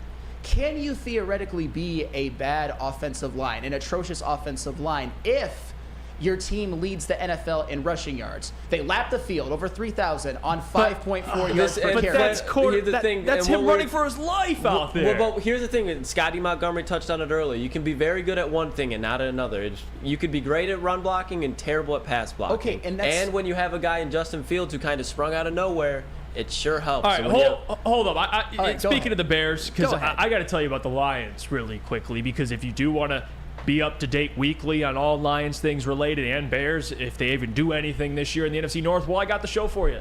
Look at that guy over there. That's me. The boss. It's the Lions pregame show. Come hang out with me. The Woodward Sports Lions pregame show returns for another season of Lions football. Join me with weekly special guests on the Woodward Sports YouTube channel, whether you're sipping the Kool-Aid or kicking off screaming same old Lions. You will not want to miss this show. Premieres live starting Thursday, September 2nd at 6 p.m. Eastern. Join us all season for a action-packed pregame experience. The Woodward Sports Lions pregame show. Now, I don't know where you're going with that, Flannel, but I'll let you cook. You got a couple minutes here. I don't want to interrupt you. So and that's 100% I got to respond. And I'm not trying to filibuster, by the way, but do we all agree too their pass blocking maybe wasn't as good as their run blocking, but we also agree that Justin Fields probably hangs onto the ball a little bit too long. Is that also true? Yes. Yeah, 100%. Yes. But then to think about all the crazy, like Justin Fields didn't have just like a couple 30-yard runs, a couple 40-yard runs. Like he had 70, 60, 50-yard runs. And that wasn't, a lot of it was not just the offensive line. It was Justin Fields just making plays. So I think that number will come down to earth because I don't think they're going to be running Justin Fields like that. But to your point, I think they're very good in run blocking, but it's just the pass blocking where it's just atrocious. And Justin Fields, to your point. Yeah, but that's Fields, though. Like, he's scrambling. Like, you saw it against the Lions. The protection breaks down. He scrambles. He gets out for 60 yards. You're crediting the offensive line for that? Well, I'm crediting them for a little bit for some of that, and also for Khalil Herbert. Khalil Herbert averaged 5.7 yards per carry. I know I say that ad nauseum, but that's just a fact. And you guys can't just, I'm not talking about you guys in the room, I'm talking about you guys in the chat. You guys can't just hear that and go, la la la la la, and pretend that it doesn't exist. It exists. And also with that offensive line, they didn't have Nate Davis. He was brought in. Darnell Wright, I know he's a rookie. We don't know what he's going to be. Darnell Wright was a good pick. It was a very, very good pick. I don't know how good he's going to be as a rookie, but I think he is their tackle of the future. And you look at, those are two weaknesses that might not actually be weaknesses next year. And then you go to the players that they added, DJ Moore, Tremaine Edmonds, TJ Edwards. Who am I missing? I'm missing a couple of people in particular. Yannick Ngakoue, I already mentioned him. Nate Davis, DeMarcus Walker. That's why, because I already mentioned them.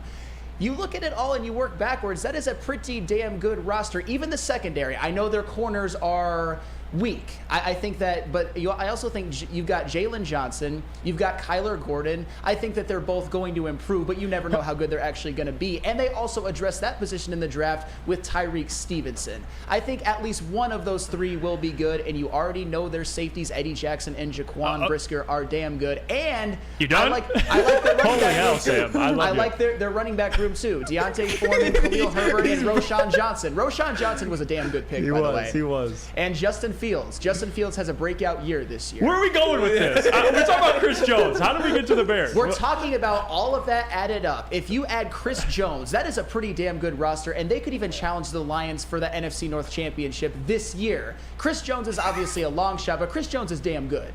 Come on, guys. Chris Jones, Indiana Jones, I don't give a damn who it is. The Lions' offensive line is built for this, dude.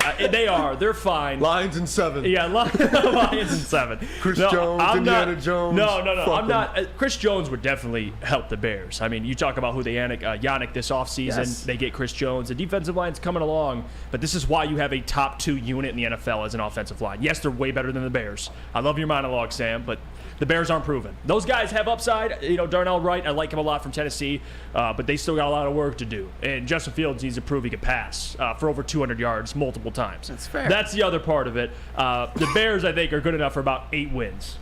Yeah, I think it locks them in playoff contention, but I think the Lions are the one team in the NFC North that could handle Chris Jones in like a 2-game situation. I still think it would just lock the Bears at like second best in the division, in my opinion, but it could give the Lions for the run for their money if there's an injury on the offensive line. If the Bears win the NFC North, I'm going to have a problem. Yeah. Like, I want someone needs to fall on the sword. They're going to make a move, though, whether it's Chris Jones, Jonathan Taylor, something. There's a move coming from the Bears for sure. Well, I'm just saying, and what I'm saying is, just so everybody's clear, this is if they get Chris Jones. I was giving it in the context of the totality of the roster. If they don't, the Lions still have this division easily, and I'm not worried about the Bears in terms of the division. Chris Jones is a difference maker. Chris Jones is absolutely a difference maker. He's the type of guy who might win a couple of games by himself. He's that impactful from the defensive line position. Like I said, Chris Jones, Indiana Jones. I don't give a damn who it is. Lions in 7. Lions, no, I'm just kidding. Now, hopefully the Bears do not get Chris Jones. I think this will be resolved in Kansas City. We shall see. They have to pay that man. You know, and you're Chris Jones. You see Patrick Mahomes get all that money. I mean, of course you're going to think to yourself, I'm Chris Jones. I'm the best defensive player on this team, one of the best defensive players in the league. That man needs a bag, so pay that man. Just don't bring him to Chicago. Thanks. Appreciate it. All right, we'll go to break. Before we do, though, I got to hear about our friends over at Big Boy. Big Boy, because Strawberry Fest is back. You can try their classic breakfast items like some strawberry hotcakes or mouth-watering red velvet waffle. If you're not feeling breakfast, there are more strawberries for you with the strawberry bacon chicken wrap. Or you can cool off with the refreshing summer splash salad. And don't forget to grab dessert, including their berry delicious classic strawberry pie, deep fried vanilla Oreos, or strawberry hot fudge cake, and more at Big Boy. How How would you like to win not one, but 2 vehicles of your choice? One for you and one for your wife, your girlfriend, or your best bud. Get to Lady Jane's today for an award-winning haircut and automatically enter for your chance to win. Courtesy of Les Stanford Buick GMC of Ferndale. Lady Jane's, open 7 days a week, walk in anytime. It's wicked awesome. Love Woodward Sports? Love wearing clothes? Then you should be wearing Woodward Sports clothes. Check out our full line of merch at woodwardsports.com. Just click on Shop. We have all your favorite designs, like Dan Campbell kneecaps, Woodward Golf, and of course, our own logoed out merchandise. Men, women, infants, kids all love Woodward Sports. Impress your friends. Impress your boss. Impress your dog. Buy Woodward Sports merch today. Welcome back to the Morning Woodward Show here at woodwardsports.com. Thanks so much for tuning in. Tune back in at 11 a.m. for Big D Energy, 2 p.m. for Ermanni and Edwards with Maz, and 5 p.m. with the Woodward Heavyweights.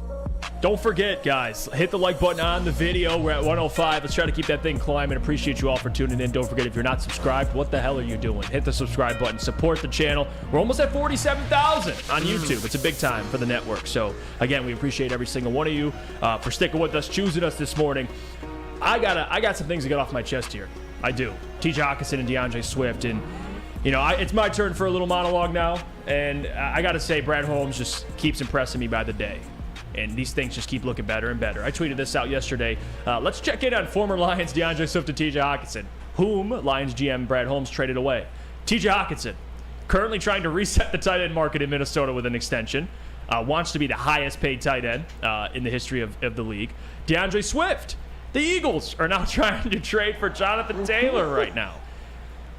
Brad Holmes. Let him cook. Let him cook. You're special, Brad Holmes. You know that? You're a special guy. Look at that. The Lions were in a situation. By the way, I didn't even mention Kenny Galladay. Oh, yeah. Kenny Galladay. That was instantly. And that was like, not a chance. He got here and said, deuces, Kenny.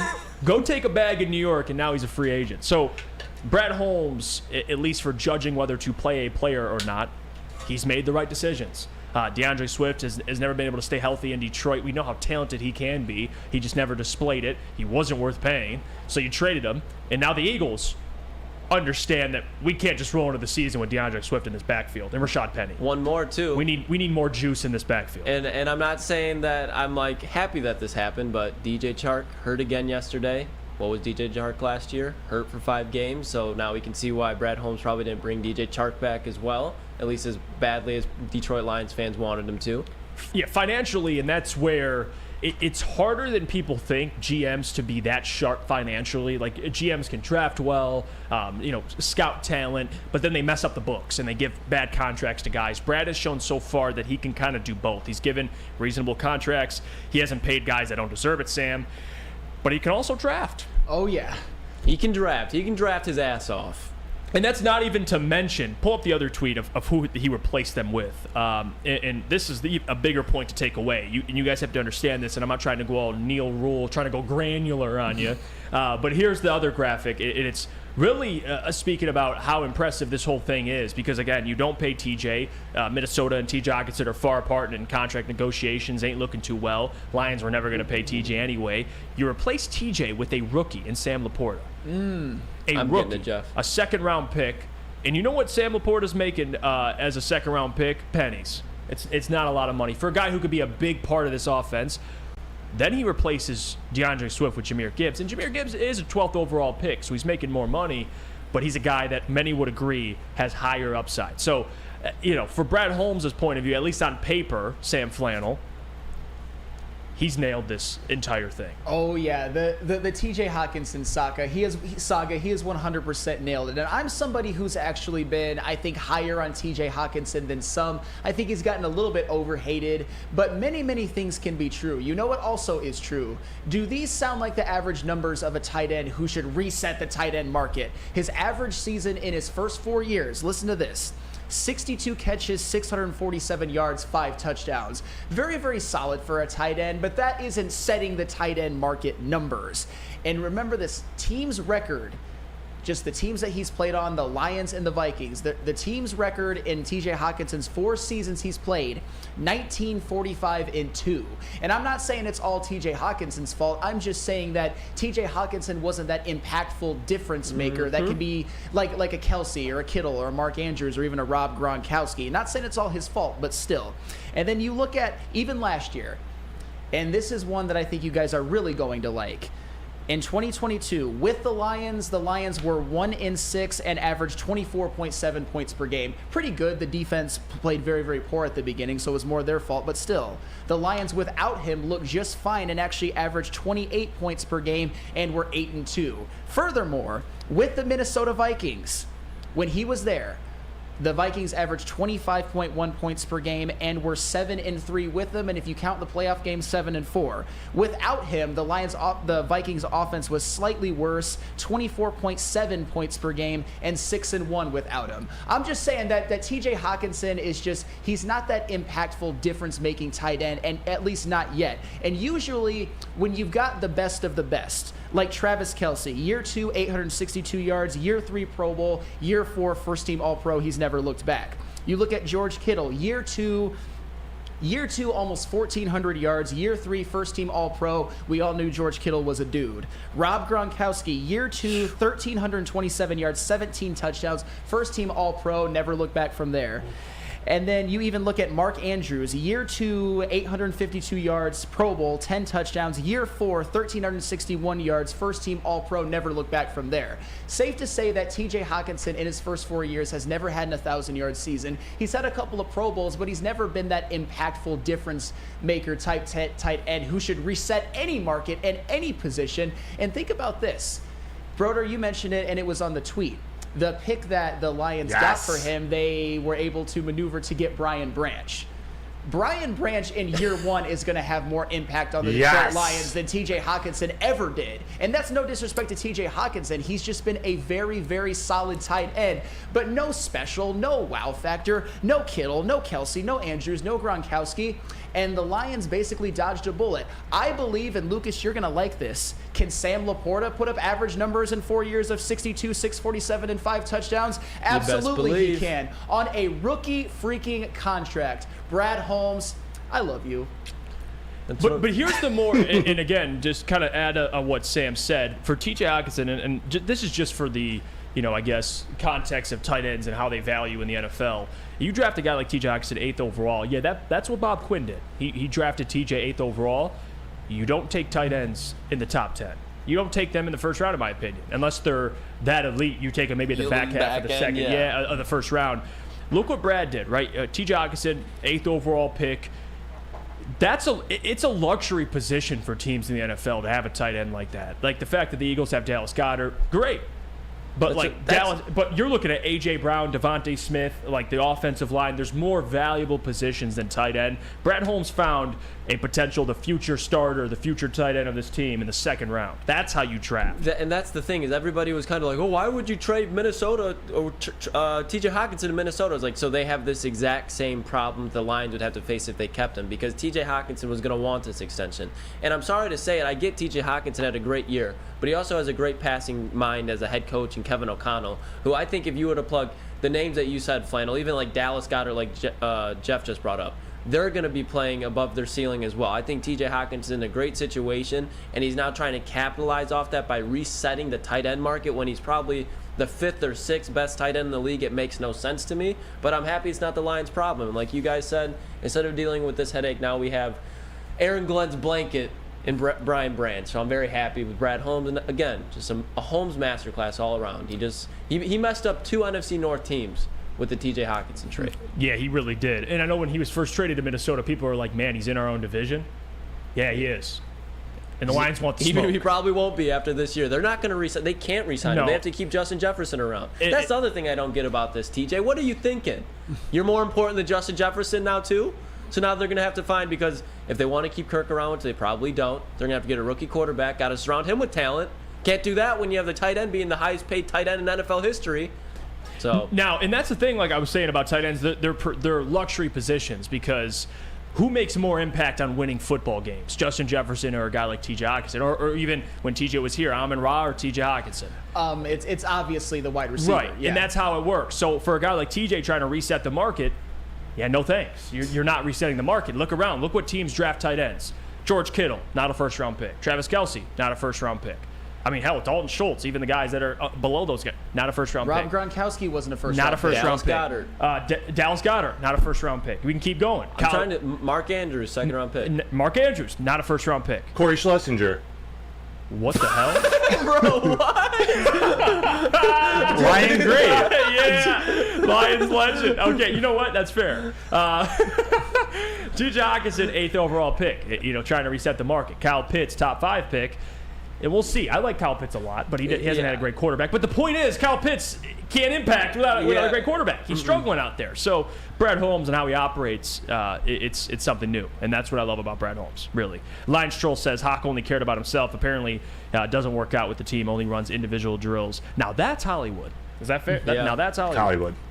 See, if I'm over here in the different room prepping for the show, that's Hollywood. That's not right. How could you be like that when you have Justin Jefferson on your team? That's what I don't understand. Like, how could you have that big of an ego when you have arguably the best wide receiver in the NFL on your team? Yeah.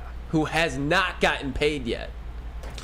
Yeah, I don't know. Yeah, that's what he's thinking. You think TJ, like realistically, like from TJ's point of view, what have you done to be the highest paid tight end? Nothing. What have you done? Like, okay, 800 yards, solid. That's great. It's actually a solid year for a tight end. I'm not saying that, but reset the market. You're high. I mean, even Kyle Pitts, he has something that T.J. Hockenson doesn't have in a 1,000-yard season. And nowadays, if you're a tight end, it's not as rare as it used to be. And you have to make a major impact. Go ahead, Lucas. And how long is T.J. Hockenson really going to be like productive for much longer for? He's a tight end. It's not like they last forever. He's probably going to have 2-3 more solid seasons. They're going to start to decline. So this would just be idiotic for Minnesota. But hopefully they make the deal. If they sign him, I will laugh. We're going to be popping champagne. If T.J. Hockenson is the highest paid tight end in NFL history, you can guarantee on the Morning Woodward show that next morning we're popping champagne. Popping champagne. And guess what? You got to go to break. But when we get back, I want to discuss some of these. Speaking of Brad Holmes, because we're kind of on the same topic, I want to revisit, get in a time machine and go back to when Brad first got here. And I want to talk about what this defense has become and what it was when he first got here. This is crazy.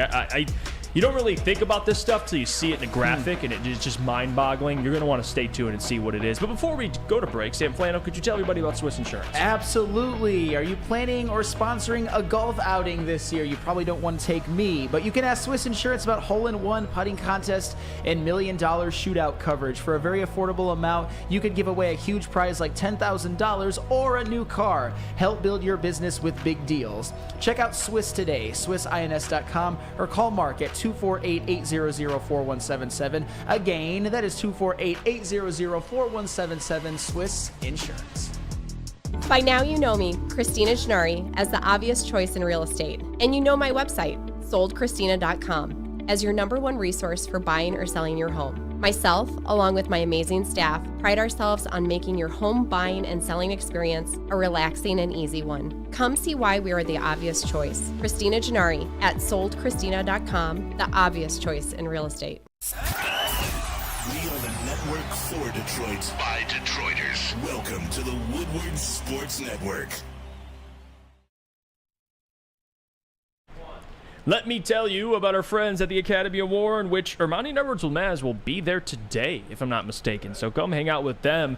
They have a brand new state-of-the-art Sports Dome Fieldhouse that has a regulation basketball court, volleyball court, and soccer field that can also be used for 7-on-7 football. Again, classroom benefits feature. They get small classroom sizes. They got free breakfast and lunch for the kids, K-8 athletics, academic games, so on and so forth. Don't forget, as well, like I mentioned, E&E with Maz will be down there today from their carnival, the Academy of Warren's carnival. Come meet the staff, explore your child's potential new school. The Academy of Warren is now accepting new enrollment, so go to academyofwarren.net.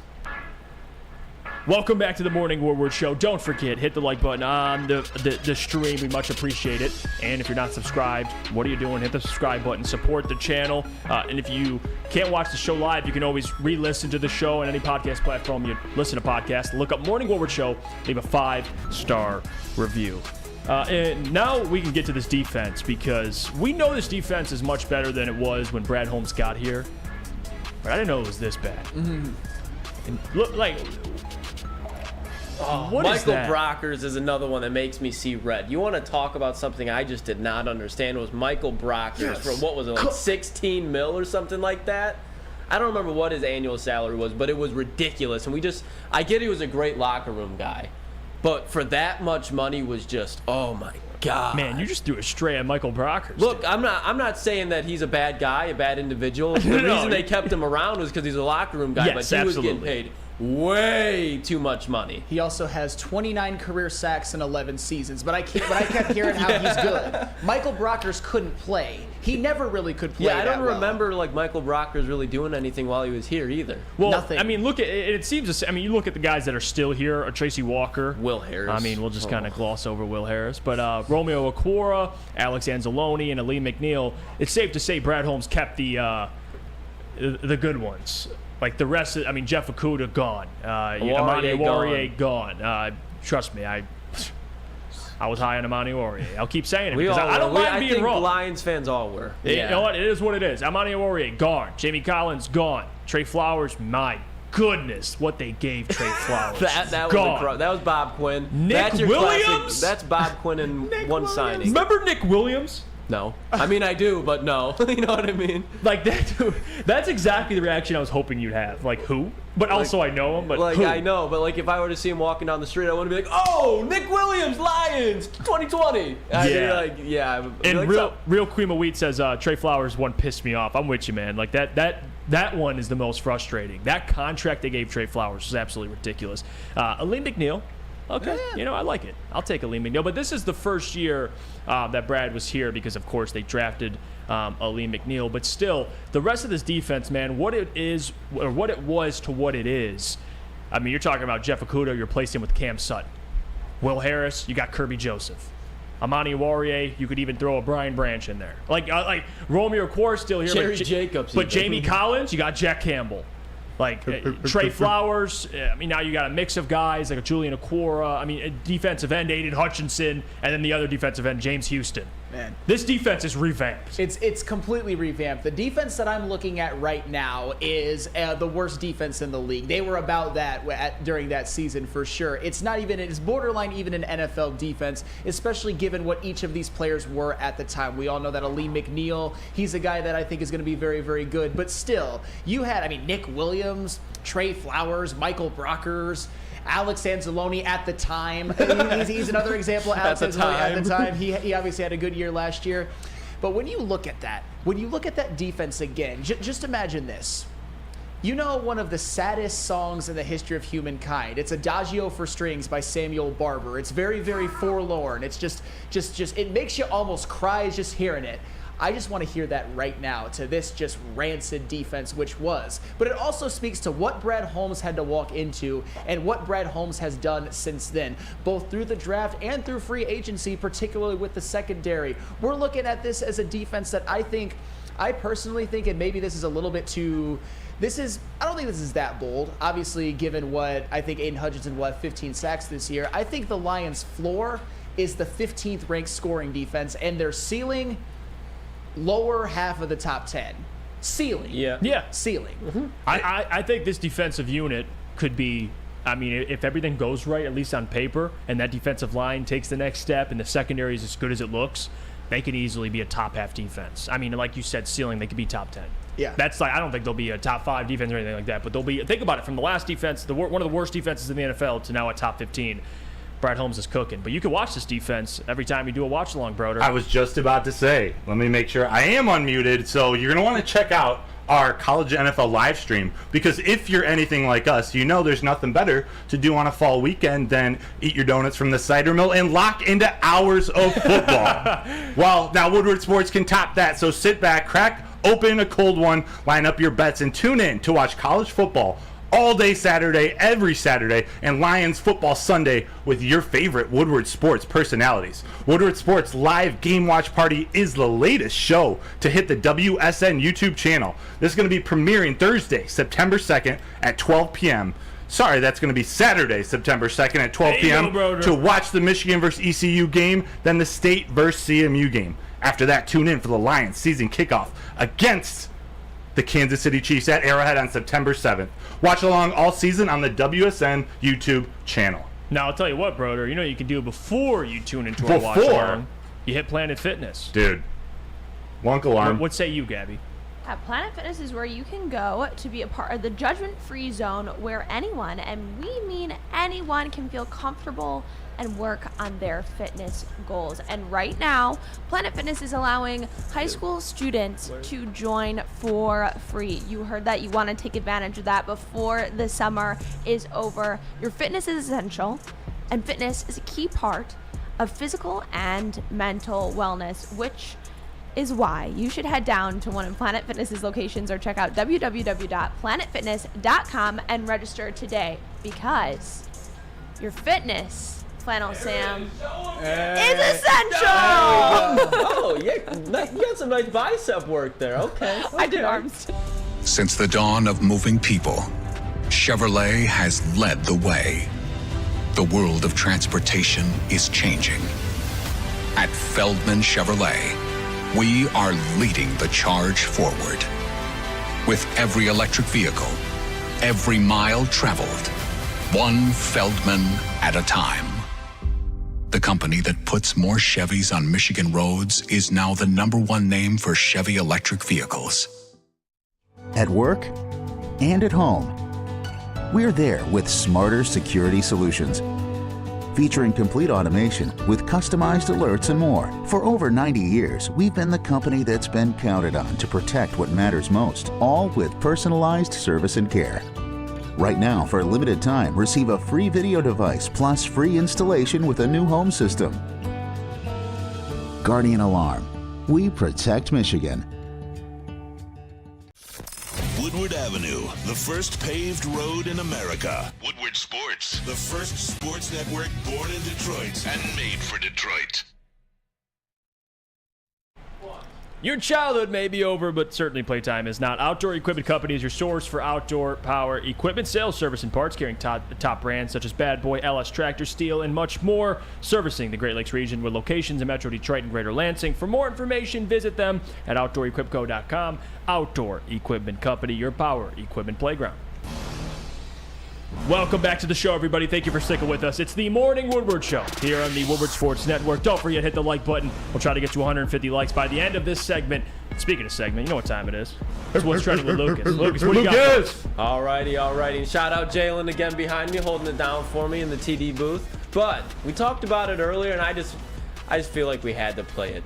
John Fury, his freak out, it was gold. My gosh. And in case you guys missed it, this is what happened with Tommy and Tyson Fury's father at his press conference the other day. John, thank you, John. Little kids. I'm a machine. And can anybody question who I am here? If I say, come on. Get it done. What is going on? He's ready. He's ready to go.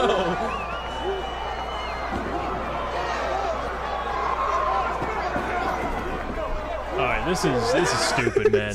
And this is why I hate the YouTube boxing stuff. Like I know, but here's the thing. Like, I think he was, because before that they were doing like YouTube boxer stuff, and then he just got fed up with everything. Yeah, he was but like, if you guys want to talk, let's talk. Yeah. Let's fight. Yeah, I don't know how coked up he was, but I can't stand him, number one. But he's hilarious. I bro. love combat sports. I watch a lot of MMA. I watch a lot of boxing. The whole YouTube movement thing has kind of been pissing me off. I respect Tommy. Because he's an actual boxer. Jake Paul I respect because he's shown, he's good. Jake Paul can box. But that whole event, though, was just stupid. Like, I mean, it's cringe. who cares? But dude? that was hilarious. Like Logan Paul, KSI, like who gives a damn? Like they're up there they're fighting for a belt. It's like, dude, you're fighting for what, clout? That's all you're doing. It's stupid. Maybe I sound like I'm old man, get off my lawn, but that's stupid. That's stupid, man. I don't know if the people agree with me, but that's stupid as hell. It is what it is. It's a spectacle now, and it's all well and good. It's entertaining, but I'm not really a big combat sports guy. So Jeff, I will just second what you said. Well, we talked about it earlier. Scotty Montgomery kind of talked about David Montgomery and Jahmyr Gibbs, but so did one Chargers running back, Austin Eckler. And he said this about them. He predicts that both Lions running backs, David Montgomery and rookie Jahmyr Gibbs, will finish as top 15 running backs this season. Come on. Yeah, you're already saying no. Come on. Has that ever happened where two running backs on one team have finished in the top 15? I mean, I'm going to say no. It's never happened. Yeah, man. So that is extremely bold, and I'm saying there's zero. If that happens, I will shave my eyebrows. You hear it here first. Oh. Will Austin Eckler be shaving his eyebrows? Will David Montgomery and Jahmyr Gibbs both finish as top 15 running backs in fantasy football this year? That's tough. Two top 15 running backs. He does not have a lot of hair to be wagering either. No, that's all he's got. He's got the Mr. Clean look going on. That's all he has is his eyebrows. So and his beard. So yeah, I would say he most likely will keep those eyebrows. Okay. I don't think they'll have two top 15 running backs. The only way that works is if Montgomery's a touchdown machine and Jahmyr is like a reception machine with touchdowns. Which is very possible. Which could happen. Because think, if D-Mont gets I think he can get 1,000 yards for sure behind this offensive line. He gets 12, 13 touchdowns. That's top 15. Jahmyr could be a PPR demon. He could. And very easily be top 15. I think the absolute a ceiling for those two guys, I could see top 15. Like the best they perform this year. They'll be top 15. But I don't know. That's like Austin Eckler said, to have two top 15 running backs in one offense. That's tough to do. No JMO 6 weeks. It's gonna help out. I understand Jahmyr. that, but dude, that's if they're two top 15 running backs, the Lions are winning 12 games, 13. That's impressive, dude. The run game will be elite. Austin Eckler will be keeping his eyebrows because there's no way that they're both going to be top 15 at this point. I personally don't. I think they could also suffer from Jahmyr Gibbs not getting enough rushing yards and David Montgomery kind of having a season where he maybe has like 950 and 300. I think all of those things are possible. It's just so hard for two on one team to be top 15 fantasy running backs. I got two that are top 15 in the freaking States. That's right. In the United States on air. And that's Broder and Booner, because I got a show coming, and you guys are going to want to be locked in for that. Jalen, who's hanging out with Lucas, will be a part of it as well. Have you been waiting for the perfect pair for the nightcap? Kind of chill out at night, you want to watch something? Well, guess what? Broder and Booner are here for you. Wait no longer. Woodward Sports is bringing you the newest show on the network, Woodward Nights, with Booner and Broder. We found two of Detroit's newest and upcoming sports personalities, and we're giving them a voice. Weekdays from 8 to 10 and premiering on Tuesday, September 5th. Join Booner and Broder every single night to hear some of the Detroit sports hottest takes, the best entertainment, and join the boys to talk some sports. Again, that's Woodward Nights with Booner and Broder.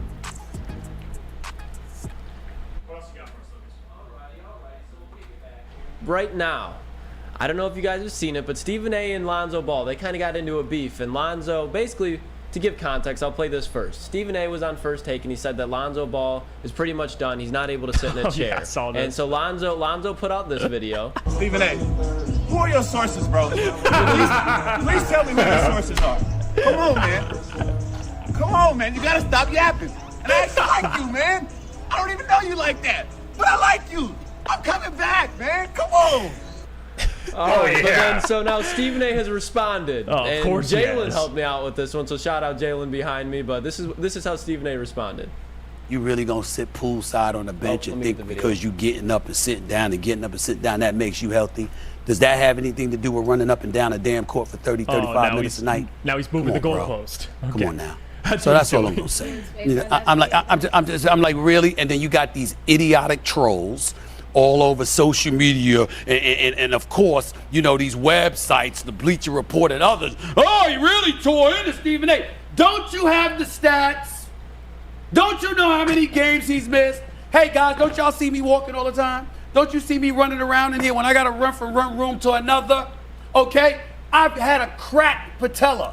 I still got a 6-inch screw in my knee. If I go on a basketball court and I play for 20 or 30 minutes, I gotta ice my damn knee and I don't feel like playing for another month. Does that mean that I'm healthy? Really? So Stephen A. just said the ball's in my court now, and he just took it a whole nother action. But who is in the wrong here? Who is in the Stephen wrong? A. is in the wrong. Like I'm a big fan of Stephen A. just because he's entertaining. But Well-spoken person, Stephen A. Oh, shut up. And yes, he is. Like, I mean, if someone's well-spoken, I state they are well-spoken. That's how it works. But anyway, Stephen A. Smith, for him, this is on brand because he has a huge ego. And if someone like Lonzo's Ball calls him out, and like, dude, Lonzo, clearly, you're moving the goalposts. You say he can't sit in a chair. He sits in a chair with one leg, getting up and down. And now he's like, well, that's not running up and down the hall. No, Stephen A., you said he couldn't sit in a chair. And he's doing that. He's getting up and out of the chair with one leg. So I think Stephen A. Smith takes the loss. He takes the L here. Well, first of all, Stephen A. Smith said stat, and I'm sure about half of you just went, "Oh my God, stat!" But no, that's only when I do it. But anywho, that's not the point. I would say this kind of seemed like almost like J-Mo and Flannel, like no, to Stephen A. and Lonzo. Well, okay. Here's the thing. Stephen A. Smith. I know it was a little bit, at that point you just don't need to respond, but he is right to one degree. Lonzo Ball didn't play at all last year. He's already committed to not playing at all this season, and he only played 35 games the year before. This idea that Lonzo Ball might be done as a productive NBA player, that's not anything new. That's not anything that's surprising. It's a very, very sad story because he had finally, in my opinion, found his basketball heaven in Chicago, and the Bulls were number 1 seed when he went down. He was balling. It's a very, very sad story, and I know this is kind of like a sideshow, but I hope that Lonzo Ball can get back healthy and playing in the NBA again because the NBA is a better place with Lonzo Ball in it. He was really coming into his own. Yeah, he makes me laugh, dude. Lonzo's funny. Like he really is. Like I back when him and LeVar. Shout out LeVar too. Yeah, LeVar's a goat. He gets it from his dad. Like I watched the Ball Family, that little series. It's stupid, but a while ago I was like, I'm gonna watch this. You know when you know something like sucks, but you have to watch it. It's just entertaining. Yeah, it's like entertaining. It was funny, man. But I can't lie though. You know it'd be hard doing if you had one knee. What would that be, Jeff? Golfing with Randy Wise. Oh, that's hard to do. Oh, that's so hard to do. But so hard to do, brother. But what could be better than watching celebrities like Braylon and D-Mac play golf? Playing, I'm gonna mute you, Lucas. Playing golf yourself and being treated like a celebrity. That's what. So stop into any Randy Wise dealership for your chance to play golf like a celebrity. VIP transportation, free golf to one of Michigan's best tracks, and a tasty steak after. Compliments of Fairway Packing Company. So why don't you go make the wise decision and get to Randy Wise today for your chance to win. Gabby is a college student struggling to study for her big exam. Then she discovered Syntron, a healthy way for her to stay awake and focus. Jennifer frequently has chaotic days like this until she gets online, orders some Syntron, and finds her groove. April visited her local grocery store, purchased a case of Syntron, and entered to win the Syntron 100K Vegas giveaway. Pick up your case of Syntron today at any Meijer location or visit drinksyntron.com/Vegas and enter for the 100K Vegas giveaway.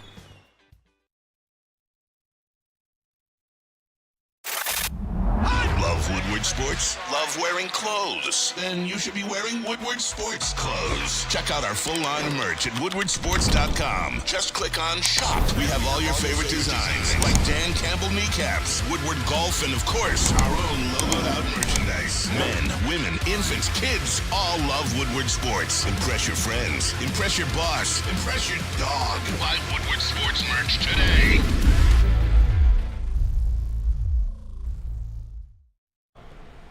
Welcome everybody into the Morning Woodward Show on the Woodward Sports Network. Don't forget, hit the like button on the video. Subscribe if you haven't already. You can check out the show on any podcast platform you get your podcast, Morning Woodward Show. Leave a 5-star review. It's mailbag time. We'll get to some questions. I do want to read this comment, though, because it's funny. Detroit Dabber 313, Lucas's parents are jealous as hell of Broder because he gets a mute button for him. Facts. Is that fair? Oh, there you go. You just got muted. I love it. Let's get to some of these questions. Jesse Adams will start us off here. Mailbag. Lucas, Gabby, will you laugh really hard in Booner and Sam's face if State pulls out the dub versus Michigan? I'm sure Gabby will be. Yeah. All right. Well, there you go. Coach Walk 37. Mailbag. Will you have technical problems tomorrow because you'll be on location? The people in the chat are going to bash you tomorrow on the show. I know. Dispo always takes care of us. We'll be good for Dispo. We should be fine, but if we do, just know E&E, they'll be all right. E&E will be fine. They'll have a smooth show. But we'll hopefully not. Dispo usually goes well, always. They always take care of us. Proven commodity. Proven commodity, no doubt about it. Can't wait. It'll be a lot of fun out there at Dispo. The away fan mailbag question for Lucas, Gabby, and Broder. As the newer folks on the show, what's the most challenging part and the part you enjoy most working for WSN? Much love, gang. Appreciate you, the away fan. He's been here for a while. He's a loyal one. But for you three, I guess. Number one, most challenging part of working and one here at WSN and the part you enjoy the most. I'll take it. All right, Broder, take it. I mean, I think so many people here, we wear so many different hats. You know, there are different roles we play, different leadership positions. So I think just being prepared and being ready to take on a role you may be not so comfortable with. I think there's a lot of people who work here that are up for that. So I've really enjoyed it, and it's probably the most difficult part. So we're all learning something new. Yeah, Broder, there you go. Couldn't have said it any better. Should I call him well-spoken, or is that... What does that mean? Oh, yeah. Broder, well-spoken individual. He can say Big V's name. He's a proven product for the well-spoken individual candidate. Dat Boy Roy says, mailbag, who is the most underrated player in Detroit sports? It's a good question. Underrated. Most underrated. I got to think about that one. Kamish is a good one. He's underrated. I don't know. That's a great question. Most underrated player? You know what? Going off of yesterday, what if I threw out Kerry Carpenter? Hey. It was always Especially Riley Green after and Spencer yesterday. Torkelson, but Kerry Carpenter is actually having a better year by the numbers than both of them. He just hit his 20th yesterday, a game-tying grand slam. Unfortunately, the Tigers bullpen wasn't able to keep the Cubs down. The Tigers ended up losing that game, but Kerry Carpenter has been a revelation, and he is a piece of the future. He is going to be in this lineup for years to come. Yeah, and I don't know if you meant currently or all time. I don't know. Because I see people saying Chris Osgood, Rip Hamilton. Regardless, though, at least we'll talk today. Most underrated, that's a good one. Kerry Carpenter, John Kaminsky, guys that the unsung heroes. It was TK85. No, I'm just kidding. Taylor Decker. About to turn red. Taylor Decker. That's a guy who really doesn't get talked about a ton. Too many penalties. Oh my gosh. Look, I'm not like a Taylor Decker hater, but if Taylor Decker were to get traded or we were to move off Taylor Decker, I wouldn't be too disappointed. I'm closer to your way of thinking, Lucas, for the record. If once that extension time comes up and they're not agreeing, I mean, you have Panay. You could slide him to left, but I like Taylor Decker for the season. For this season, I like him. It's hard to have two tackles that you could say are top 15, That's why top he's very 10 nice on this team. But it's just if he was our only tackle, I'd be worried. Yeah, that's fair. Let's see. Let's get to some more of these questions here. A Dirty Burrito. Love the name. Mail Satchel. Outside of chugging the Kool-Aid, what are you excited most about the NFL season? I think just the storylines. I love the NFL and I love all sports, NBA, because NBA, a lot of divas, a lot of drama going on in the NBA. But the storylines you get during the season is what I love. That's why we get a platform to discuss them all on. But I would say, selfishly, I think the storylines. Whether players asking for trades, guys that get hurt, teams that show up that no one expected to. I'm all here for the storylines. Yeah, and to the shock of absolutely no one, I'm going to go with the Kansas City Chiefs and their quest to win back-to-back and their third of the Mahomes, Reed, and Kelsey era, and the pursuit of Patrick Mahomes to becoming the greatest quarterback who ever lived. Now, if we're talking about teams, I want to watch the Jets crumble. I'll say that. That's my storyline. Another one I'm really interested to see is the Ravens. New offensive coordinator, and in the preseason, their running game is completely different. They're not a power run team anymore. They're a zone run team. I think going to be throwing the ball a lot more, so I think that's a team that, as far as storylines go, you got a former MVP in Lamar Jackson almost didn't return, so I think they're going to be a lot of fun to watch. Shot says, would you rather have Eastern Michigan in the Big Ten or keep Rutgers as trash ass in the Big Ten? I mean, one Dylan Drummond. Yeah, Dylan Drummond. Dylan Drummond coming out of Eastern Michigan. Now Isaiah Pacheco at Rutgers, though. Yeah, that's Ermanni fair. Bates. Either way, it's another team Bates. for Michigan to beat down on. So in Ohio State. But honestly, Eastern put out Max Crosby a couple of years ago. Every couple of years they put out NFL guys. So give me Eastern. TJ Lang. Yeah. Chuck says, Mailbag Jeff, have a great Friday. I'll be here, but your show won't. Well, hopefully, Chuck, we are here tomorrow. Cobezilla says, Mailbag, seriously, why does Sam hate Detroit so much? I mean, I wouldn't say you hate Detroit. No. That's a little over the top. I definitely don't hate Detroit. I just have and I think everyone in this room would agree with this, I have a different and unique way of looking at sports. Some people may not like it, some people do, but I will grow on you eventually. I said I was like a fungus earlier, but I talked to Matt Broder before the show. I am like the Wrigley Field ivy. It starts out in the season, it's like shrubbery, and then it grows into a beautiful green. That is what I am. And some of you are already under that spell. Some of you not so much, like that Shad character that always hates on me. Shad, B2, J6, A, B, C, D, E, F, G, whatever the hell your name is. I will grow on you too.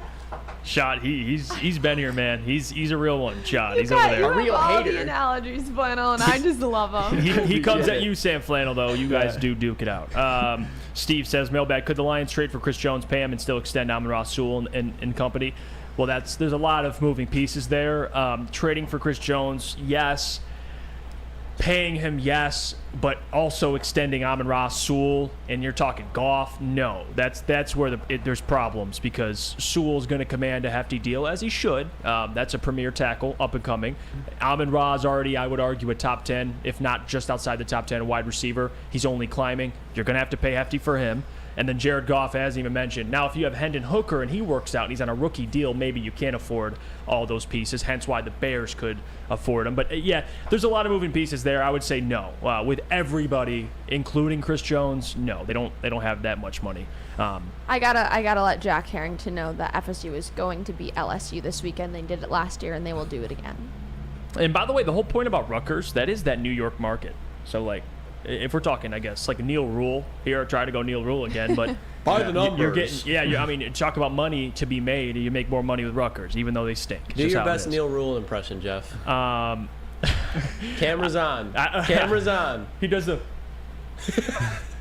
Well, I'm just saying. Yeah, he does that. I love Neil Rule, man. He's a character. MVP. He goes, I was told, Neil Rule always says. Let's see, Jesse, last question. We'll get to this one. Are you guys actually going to talk about college football and give your takes before the game that start this Thursday? Dude, are you kidding me? Or that start Thursday, excuse me. Week 0. Week 0. I mean, unless you're an alumni, if you're watching any of those games, you're a crackhead. Oh, come on. You know what? The crackhead answer. They call me crackhead then. I'm going to pick up the pipe then, because I could do a whole show on college football. And a couple Saturdays this year, I will. So tune in. Tune in. You know what, though? I am excited for college football. And again, we'll be making appearances on the College Football Show. I held it down last year with Sam was there as well. So be sure to tune into that. But that's all we got for today. I appreciate all of you for taking time out of your morning to tune into the show. Like the video if you haven't already. Again, we appreciate all of you. Until tomorrow, we'll have a packed show. We'll be at Dispo. We'll preview the Lions preseason game on the road in Carolina. But until then, take care, everybody.